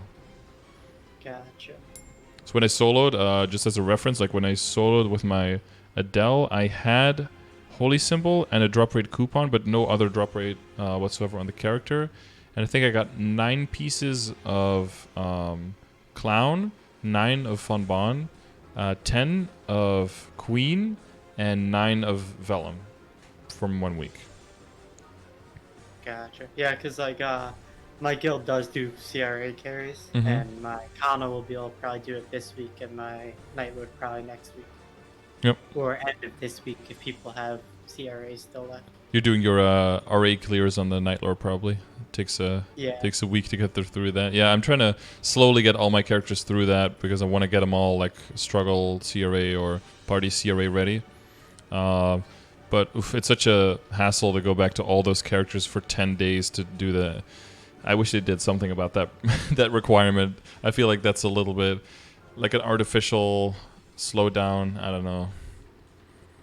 It's an artificial wall, basically. Like You know you're what I just just thought trying to. about? You know what they could do is they give you that your damage they could give you like a drop rate nerf or something.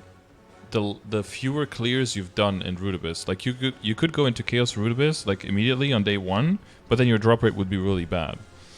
And then as you clear more, your drop rate would get better up until like 10 clears, and then your drop rate would be normal, something like that. Where if you want to brute force it, you can, but you'll just likely get shit drops. Yeah, but you'll at least get a tiny bit of. Yeah, you'll get progress like 1 or 2 pieces, and if you can do 2 weeks before the first one, you know, then maybe you already get enough pieces, and you can, yeah, something like that. I don't know. That's a good idea, I think, because like regular RA is just like time. It's not like hard. No, it's not hard at all. It's just, I mean, way in the beginning, Vellum is just annoying. Like he's like, I'm here. No, I'm not. I'm here. No, I'm not. And it's like 3 minutes of him just like ducking his head underground. And you're like just That's die why, already. like, when I do cap, like I like going on my Night Lord with someone who has a bind, so we can just burst Yep. them right away. Exactly. And on my Kana, I just float them and then kill them. Yeah.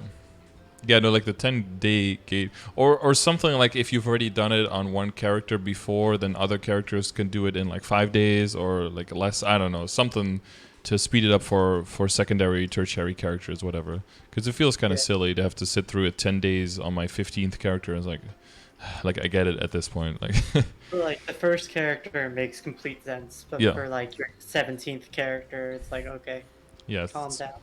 yeah, it's a little silly at that point. Yeah. That's like with the old Golix quests. Like Mm. I love when like I don't think Black Heaven's bad necessarily. But it is a lot of time. Yeah. And I love that it's like account bound. Yeah, that makes sense. Yeah, I think a lot of people actually, that was very surprising that a lot of people, well, maybe not surprising because it's my community, but a lot of people in chat were like, I wonder, like, it's kind of weird that they removed all of the Golix prequests, like, completely. Now, people thought that they would just, or think that it would even be better to just keep the Golix prequests, but just for one character per account, and just do, like, the same thing that they did with a lot of other stuff instead. I'm happy they didn't, because I just came back and I didn't have to do that long ass request. Well, there was a few annoying things that they did remove, right? There were those little like mini games in between with like the balls falling and you're like climbing the ladder and stuff. Some of those were really bad. They already took those out of it, which I think that was like the worst part of them. The other part is just like it's kind of long, but you know, with how good the gear is, it makes sense that there's a barrier to entry. Now it just feels a little awkward. Now the barrier to entry is gone, but now the boss is insanely difficult. Like, I don't know. I'd rather have the boss be a little bit easier and there be a barrier to entry than this.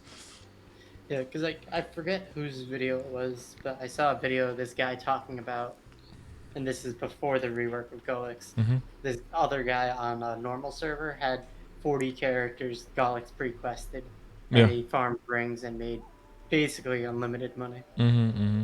Yeah, with all and those like, coins. now yeah. he probably feels like an asshole considering he probably spent like maybe like 50 hours or more just on the pre-quest alone. Yeah, I was kind of on the verge of being like, okay, I'm going to start unlocking Golix and all my characters as well and start doing that more. And then the notification came out and I'm like, nope.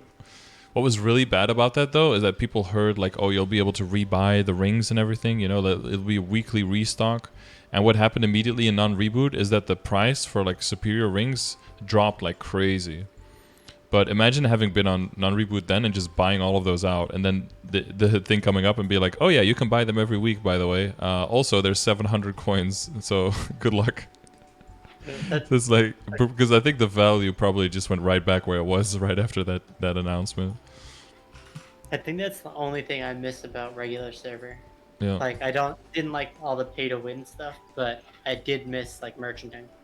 I do miss it too, but there was such a factor of I don't know. The problem was if somebody messed with items or with the supply of items that upgraded other items, it would undermine all of the value and all of the investment you would have already made. And that's kind of like what always got to me. Like if somebody just duped a bunch of white scrolls, then every single item's value got affected, and Yeah, you didn't have like the I full remember, control, you know. I remember I did lose at the time item that was worth close to max meso Mm-hmm. when the max was like 2 something bill Two because one. apparently it was a duped item and I was just merching it. I didn't know that it's duped. Oh, I see. Yeah, 2 1 4 7 4 8 3 6 4 7. The good old, the good old number.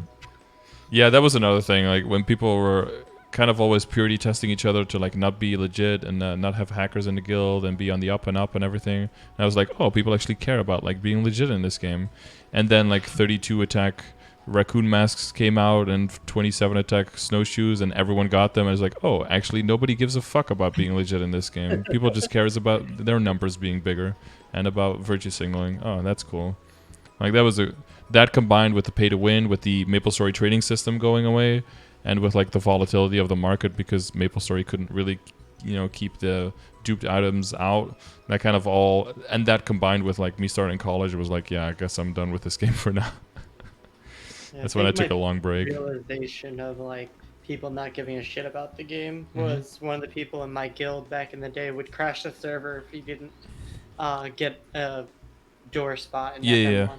Yeah, I would have those hired merchants, and then you just finish setting everything up, and then you go back to your other character, and then boom, server crashes again. You got to go back, got to set it up again. Like the whole purpose of the hired merchant was supposed to be you set it up, and then you leave it, and then you can do your own thing. But yeah, sometimes you There have are to people reset it up get like 5, 6 crash the times a day. server. Ugh. Yeah, yeah. Or they would do the thing where they like fly in the corner of the map and like set up their shop and then like whoop, like teleport into the door spot where you couldn't even set up a shop anymore. Oh, that glitch spot on like the side. Or you have like 4 hackers like on top of each other on the door trying to be FM1 channel 1. Yeah, like uh, some of that, like it brings back good and bad memories. Yeah, yeah. There was definitely good things there, but there was also a lot of bad. So I think in general the game is just in a better state.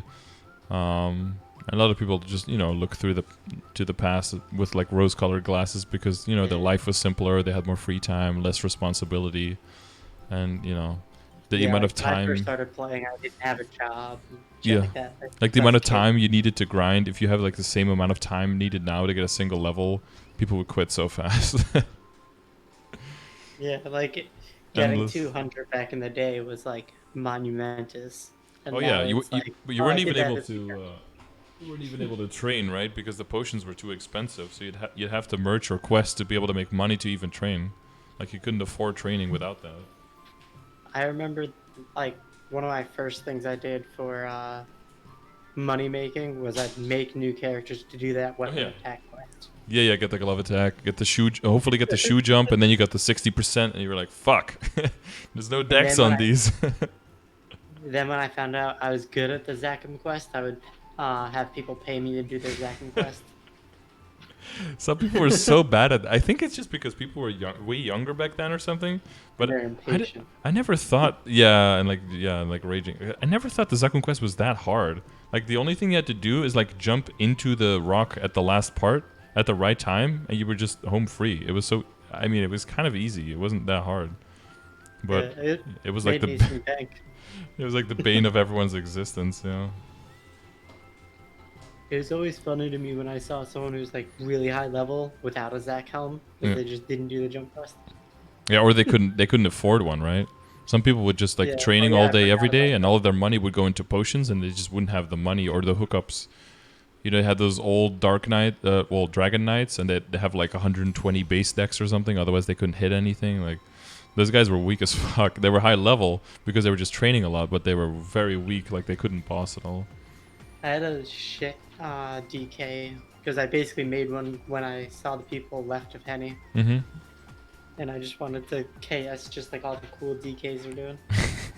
Like use a roar or something. Yeah. Yeah, dragon roar and. Okay, few peripheral things. Are you doing Monster Park every day? Yeah, I'm gonna pull up my list. I have a list of dailies. Oh yeah. So I do Monster Park, RA, and I will be doing CRA when I can. Zachem, Pink Bean, Horntail, Gullix, Magnus, Hilla, Commercy, Ursus, Tor, and Ramaru, and Legion. And like some of these I can't do on my Night Lord yet. But that's all the stuff I do on my Kana. Okay. Yeah. All right. I think that's most. Yeah. And Well, then I was once gonna mention like for money, the Ursus and the Tour, yeah, pretty important in the beginning to pad your income. Helps a lot.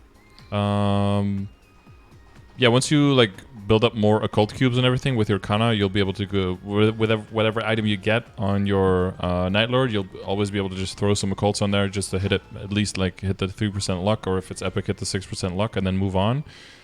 Just to get so much more mileage out of every single item you're moving into. Because in the beginning now, your Night Lord gear, I mean, I can talk about like upgrading your Night Lord gear right now, but like it's all super basic, right? These things are like tomorrow you're going to replace half of these things basically. So it's better to just like general lines, work on like your basic understanding of things, make sure you get the general gist of like general progression and which dailies like come into play and when they do, and focus more about on your Kana now into making money and nodes, so that once you get to 200 on the Night Lord, you can start dipping hard. The only thing is, I guess, make sure you get the synergy ring on enough characters so that it can start stacking. Yeah, I know I'm at least gonna have 2. I might be able to squeeze out 1 or 2 more. Yeah. I'd have to level up to when is it for Rise event 120 or 101? I forget. 101, I think. Yeah. 101 until you can And start. like Yeah. I'm one of the people who hates playing the Mercedes, so I'm not gonna like I haven't been coin capping it because I don't like playing it. Well, you could like AFK in a chair, right? You have the AFK room. Yeah, I've been doing that like overnight, but Yep. because my internet's bad, I crash a lot. So I don't get Yeah, too that's much progress. like you wake up and you got 30 coins. It's like fuck. I did it on my Night Lord the other day for experience, and I think I was like 120 something, and I think I literally got like 3%. So it probably crashed like 5 minutes after I went to sleep. you probably crashed while you're brushing your teeth. The game is already like nope. Yeah, that can happen. I think I was logged out of both of mine as well this morning. Yeah. Oh, another thing I saw you do a lot. Yeah, sure. You check your RAM to see if like your game's about to crash. Mm-hmm. Is that so? I heard you say something about it being in Task Manager. Yeah. Yeah. So if you open up your Task Manager, the default is Control-Shift-Escape. And then you look for, well, now there's no MapleStory, of course, but if you look for the .exe, with a little mushroom in front, and look at the memory, you can see how much it's using. Typically, if you go north of like 1.9 gigs, or like 1,900 megabytes, that's typically when you're like kind of in a danger zone, and when there's like a risk that your memory leaking. And basically what that means is that there's just like 2 versions of the game kind of running at the same time, and they can start like conflicting with each other, and then when that happens, you can just have a fatal error and the game will just close. Or it really depends on which update we're on, but sometimes what will happen is like layers or game features will just stop working properly. Sometimes if you go for star forcing, it'll leak into the non-reboot version where it's like you can't use spell traces on this item, and you get like the spell trace UI. Sometimes you open up the world map and it's just completely blank. Sometimes you go into a boss fight and the background is gone, for example. When anything like that happens, like your game is corrupted and you need to like completely shut it down and completely restart it. And I was just about to ask, you don't just go to the main screen, you exit out and I exited out completely, like into the task manager, like right click and process, and then completely restart it from scratch. The best thing to do is, if this happens like a lot, or if you crash a lot in a day, is to do a full shutdown. I also have a command for that, !full shutdown. It's not just like closing your computer, but actually, because that's like a soft shutdown, you got to do a full shutdown. So that all the processes are 100% ended and you start with a completely clean boot. Because there could be just some remnants of Nexon spaghetti code somewhere that just corrupts your file every time you load it again. And so if you ever crash like more than 3-4 times in a day, then that's probably a good thing just to do. And every now and then it's a good idea to just fully reboot your computer anyway. Yeah, that's more like mechanical, but it's part of playing the game too. Yeah, you're right about that. Because like, I think there's definitely a small part that's my ISP because like where I Mm-hmm. live it's pretty bad internet, Mm-hmm. but also there's a lot of stuff that like you could have the best internet ever, but it's Maple Story. You're gonna have to You can have a beast work computer, around. great internet, but yeah, the game can still cook you. Yeah. If you probably noticed during Ursus, right? Even if your computer is fine during Ursus, you can lag your nutsack off. If you're unlucky, you're like a lot of people doing a lot of stuff. Yeah.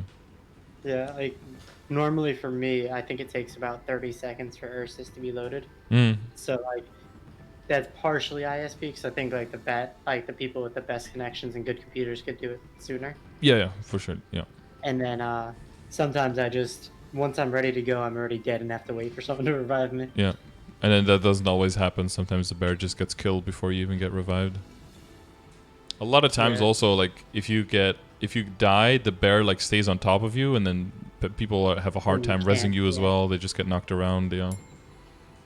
Well, that's why I do the daily Ursus runs, typically for people who are laggy, so that we can make sure that everyone, we do one hit in the beginning and then wait for everyone to load, to help people out who still want that money but have a little bit harder time running with randoms. Gotcha. Yeah, I wasn't sure if there's a specific reason that you did that Mm-hmm. because I saw you do that. I already had my Ursus done, but Yeah. I saw you do that yesterday. Yeah, it's that, and also because it's just fun to do something together with the community, and there's very few things we can do together. So Yeah. Uh, and you said so for the memory, I'm trying to remember once it gets over like 1 gig. 1.9, so 1900 or higher. Yeah, I think the normal like passive state of Maple right now is like somewhere between 1100 and 1300, like on load, and just as you're playing, it'll get a little bit harder. And just in general, CCing a lot and switching characters a lot is what typically leads to higher risk of like memory leak usage. Yeah. Gotcha. Yeah, because like I think because while doing the mindless training I've done 100 times, I usually watch stuff and I was watching you a lot. I think I saw you do it a few times Mm-hmm. just because. And like when you're trying to find a channel, for example, Yep. for wherever you're training, Yep. sometimes you could CC 15 times and you're still not gonna find one yet. Yeah, and then you're like, oh, I found one. I pop all my buffs. You kill 3 monsters. Boom, game closes, and then And rip crash. all Yeah. the buffs. Yeah, or you go to an MVP. You go back. Channel is taken. You CC one more time. Boom. You have MVP and your buffs, and everything closes. Yeah, it's such a shame. I had that left, and literally last time I got MVP, and Yeah. I got back into the game, and I had like 5 minutes left on some of my buffs. Yeah. Yeah, it's really unfortunate. That's why sometimes what I do is like if I'm ready to train, I get everything set up, and then I CC a bunch of times to find a map. Then I completely relog my game and then hope the channel is still available when I get back. Or if I do hard bosses that are important that everyone survives the boss run, I'll always do like completely full shutdown before of the game at least. So Not you maybe don't not. even like risk it. No, You'll just you want to do as much yeah. prep as you can to make sure, because if you DC and then maybe the run gets trickier and then you have to reschedule the run and then everyone else has to show up again that week, like you want to minimize the chance of that happening. Yeah. That was a pretty decent time. There's not too many DCs now for hard bosses. There have been months where just every single run at least one person would DC, and I think 3 weeks ago, or it was 2 weeks ago, I think, we had one run where 4 people DC'd in the same run, and the servers were just... Yeah, since we went from 20 to 30 channels, it's been a little bit spotty. Like, either really good or really bad. Yeah. Yesterday I was listening to basically like the parent guild to my guild. They're running Lotus, Mhm. and they were almost done in one person DC, so they had to restart. Sorry, somebody donated some bits about how the game doesn't have any bugs. There are actually all features. Sorry, what were you Oh yeah, saying? you're good, and I like that. The Lotus, Mm-hmm. they were running Lotus, and they're almost done in one person DC, so they restarted the whole thing. Yeah, yeah. Well, that's the thing you can also do. Like, if you're doing a struggle run, you can also decide, like, okay, we're clearing, if we can clear, we clear, so we get the run in. Or we're doing this as, like, a group of friends, and we're making sure that everyone gets their drop. So if anyone DCs, we just reconvene in 30 minutes, and then we just try again. It depends on what kind of setup you're going for, of course. Gotcha. And what all What are the bosses that you can redo in 30 minutes? Because I know you could do Magnus Oh, again. you know, I don't 100% know. Um, there's Because apparently like some situations where if you like even for hard lucid, like if you DC or die out in phase 1, that even if the party clears, you still have your clear and you can join later as long as you make sure that you're like not in a party and are like logged out at the moment of clearing or something. There's some weird.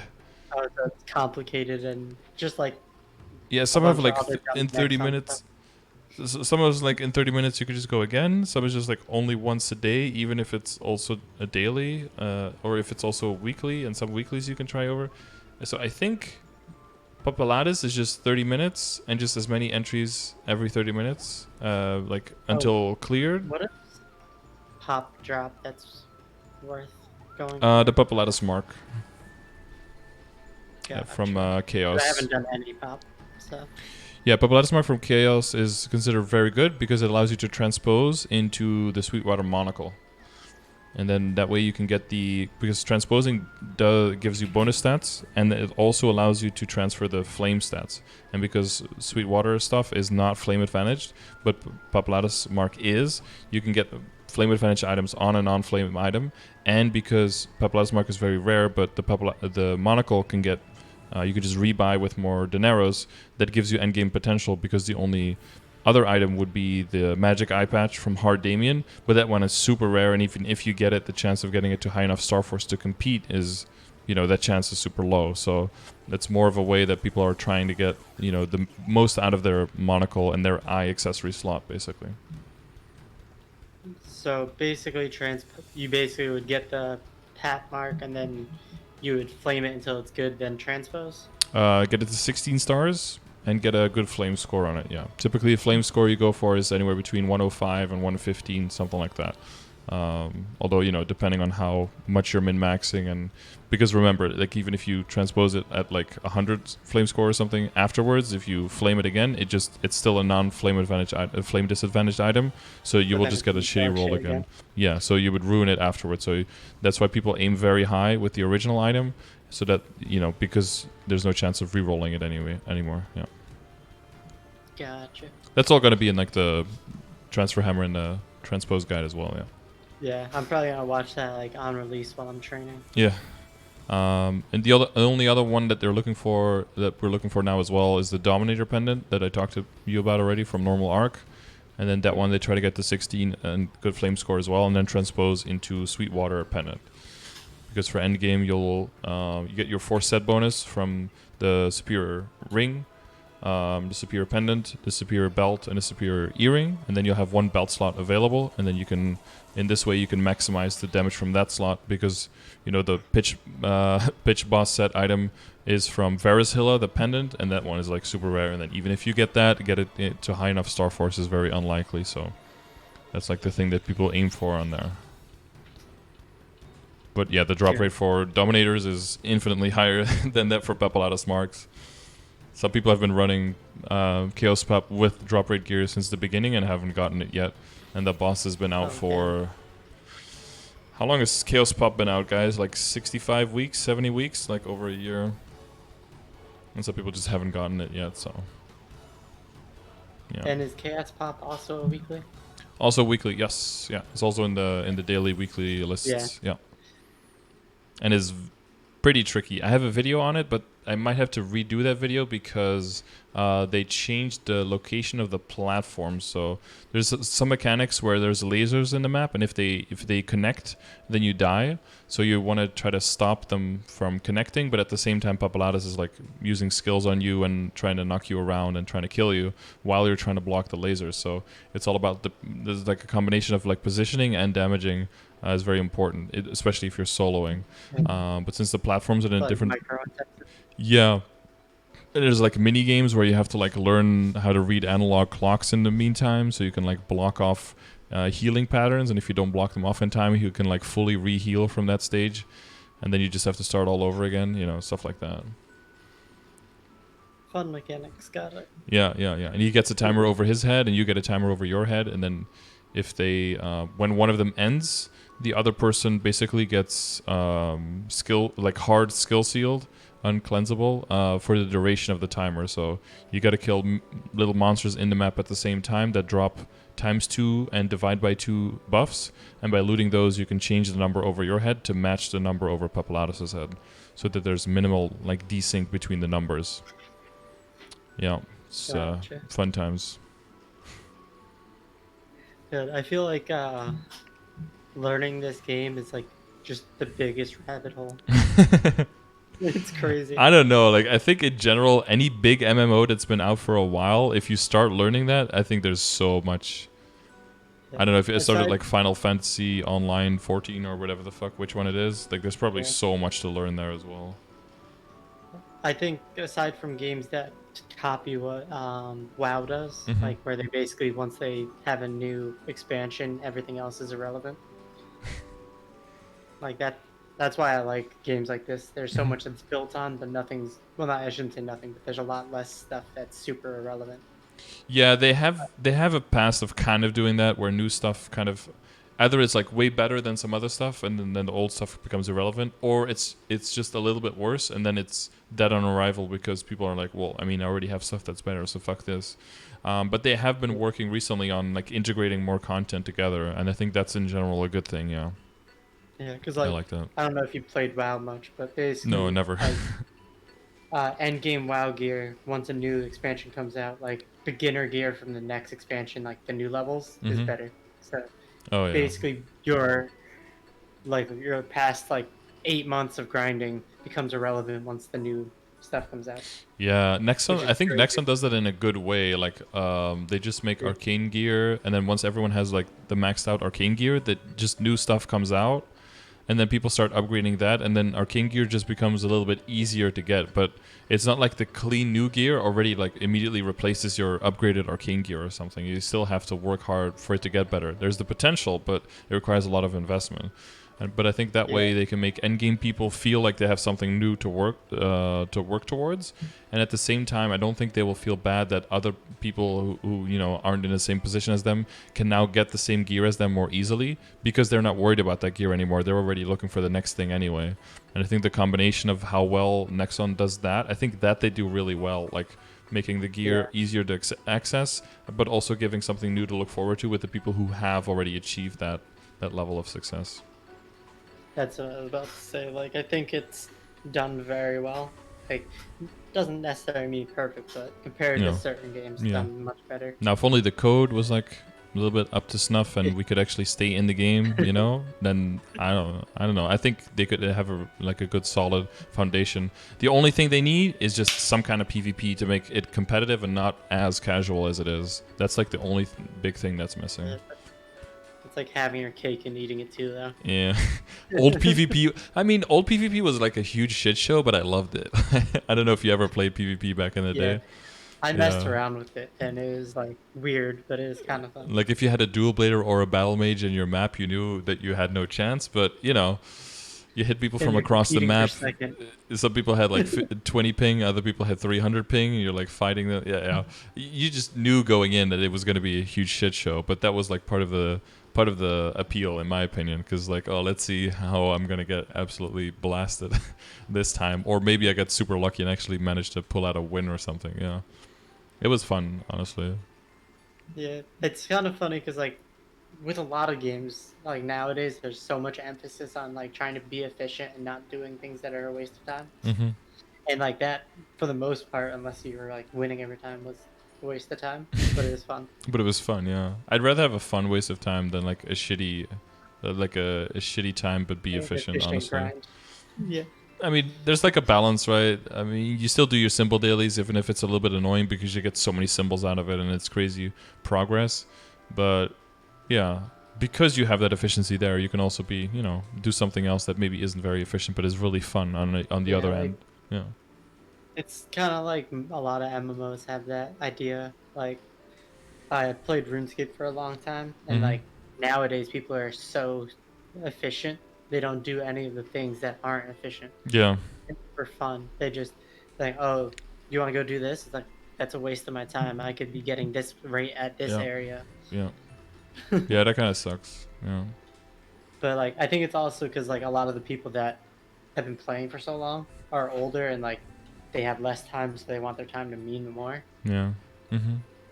Yeah, it's a combination. It's a combination of that. It's a combination of kind of like sunk cost, where it's Being already wide-eyed we've kid. already invested so much. So I want to make sure that I keep building on that and not like move backwards in my level of comfort in this game. You know, something like that. Okay. Are there like any other specific things that you had questions about? Because I think you had some written down, right? Do you have like answers to all your questions? I didn't write down questions. I was mostly writing down stuff we went over. Oh yeah, but Uh, oh yeah, you had some stuff that came up whenever some topics came up. So oh yeah, I did that's know. just like things that like we were talking about this, and it reminded me of Yeah, something I thought of yeah, the other day or something. yeah. I thought of writing questions down, but then ADD and I forgot about it. Princess, no. Yeah. Mhm. I know I got lucky. I have 6 on my first run Mhm. or whatever. What's the average if you have like no drop gear or whoever's bringing you has no drop gear? No You know? drop. I think like it kind of depends how many people loot, right? Because I think it also has some instants and some shared pieces. But I think Yeah, average is probably like 4, maybe 5, but like 4 or 5, I think. gotcha. And what level is that? Can I like use my secondary from the vendor to go up to it or no? You mean to Like, transfer because you cannot give it yeah. Star Force, so there's no transferring there. Gotcha. Transferring always costs 1 star, so unless you can Yeah, give it Star Force, there's no ability to do that. forgot about that. Yeah. I'm looking at like end game gear, trying to get an idea of like what I have to ask. Mm-hmm. Uh, Sure. A lot of the transfer hammer and the transpose guide that I'm working on is also going to talk into like how can you use these, not necessarily like what is transfer hammer and what is transpose, but also like how can you use these systems to like facilitate your progression throughout the game in the different stages, yeah. basically. Yeah. I think that's gonna help a lot because I was looking for something like that and I couldn't find anything that was like Yeah, it's been a current. glaring hole and like a thing that I've been meaning to make for like a long time. There's a few of those videos that it's basically these, right? These things on a list here, like an actual flame video where I just talk through my flame guide just to make sure that I qualify everything, transfer hammer and transposing thing, maybe something going into depth with the V matrix, maybe something around the inner ability and then ID, like I have a video but maybe one that's like specifically for ID. I think I need a guide, like a guide or like a link for all of these, because I think it'll just help people as well with questions to be more in depth and maybe keep a little bit more space during these progression sessions as well to be like, okay, I already watched the video, I already understand. I maybe have 1 or 2 more questions, but then you can pass through all of that in like 5 to 10 minutes and then really get to the gear and get to the stuff faster, I guess. Yeah, like the videos, like whenever I was looking stuff up, because there's been so many iterations of MapleStory, Hmm. finding Yeah, they get things in outdated. search terms is kind of hard. Yeah. Like I still get like if I'm looking for something, sometimes I'll still get like guides on MapleStory 2 because how I typed in the search in Google.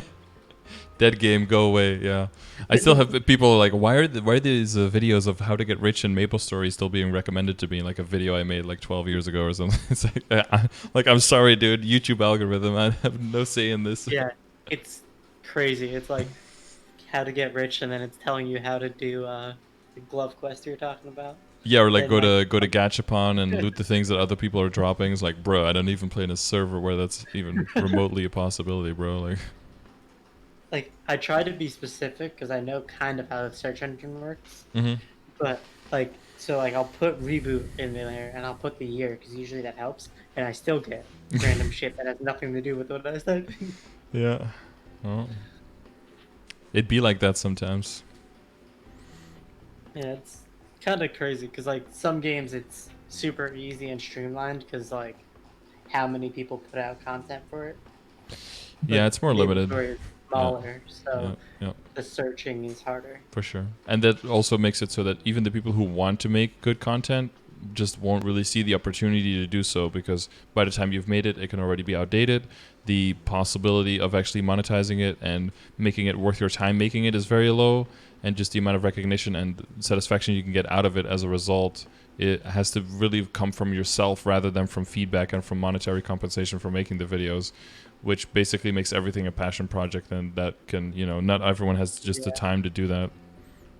Like the more niche the game, the harder it is to like basically not be solely based on what you want to do. Exactly. Basically. Yeah, basically. Because like I've made a few videos on TFT. I don't know if you've heard or played Mm-hmm. it. Yeah, I played a little bit. The first season I thought was actually really fun, but then when they changed it with the elements and everything, I don't know why, but for some reason it was way less fun for me at that point. Yeah, I think for me, at the time I was working during the second season. I was working like anywhere from 12 to 16 hours a day, Mm-hmm. so I couldn't even really get into it that much. Sucks. Yeah, But it's also because I never really played League, so I don't really know how all the champions look, and those weird Galaxy skins they had made all of them look exactly the same, and made it way harder for me to like figure out who's who and what the combos were and everything, because I would just like skip over some that I needed to get all the time because I didn't have forever to to reroll, but they all look the same, so sometimes I'd buy the wrong ones or not buy the ones I needed and everything, and yeah, it got really bad. Yeah, because like I played League for a few years, so for people like me, it's just muscle memory. Mm-hmm. And the people who haven't, they have to put a good amount of time just to remember the champs, and then they Yeah, it's a eventually lot. change. Yeah, it's the same with me with Smite. I always played Smite, so I know all of the champs, but somebody who starts, there's a lot to remember there. Yeah. Okay, I think the game's back up, and I think our time's about up as well, I think. Yeah. I was just trying to think of anything, but like I was mostly like grasping at straws. Yeah. Like, I mean, I think most of the stuff came up, yeah. yeah, and a lot of the stuff, like I use the commands when I need to and stuff like that. Mm-hmm. And that's probably one of my favorite things about, and I'm sure you hear this, that's one of the, you hear so much shit. So like, Yeah. that's super helpful. Even when you're offline, if I have a random question, I might be able to get an answer through the commands. Exactly. Yeah, and it's easier for me to keep up to date than like a YouTube video, so I prefer it this way as well. If I would make YouTube videos, I would just constantly refer to the commands in the video so that the video stays up to date longer, because then the commands can just be updated and stay relevant, Yeah, true. And thank you, by the way. I don't know if I said that earlier. Yeah, well, Helped it's so much. I just heard it, so it's on the record. You thanked me. Thank you for the donation, and I hope it helped you a lot. And best of luck in your progress through MapleStory. Thanks, man. Have a good one. All right, have a good one. See ya. Yeah.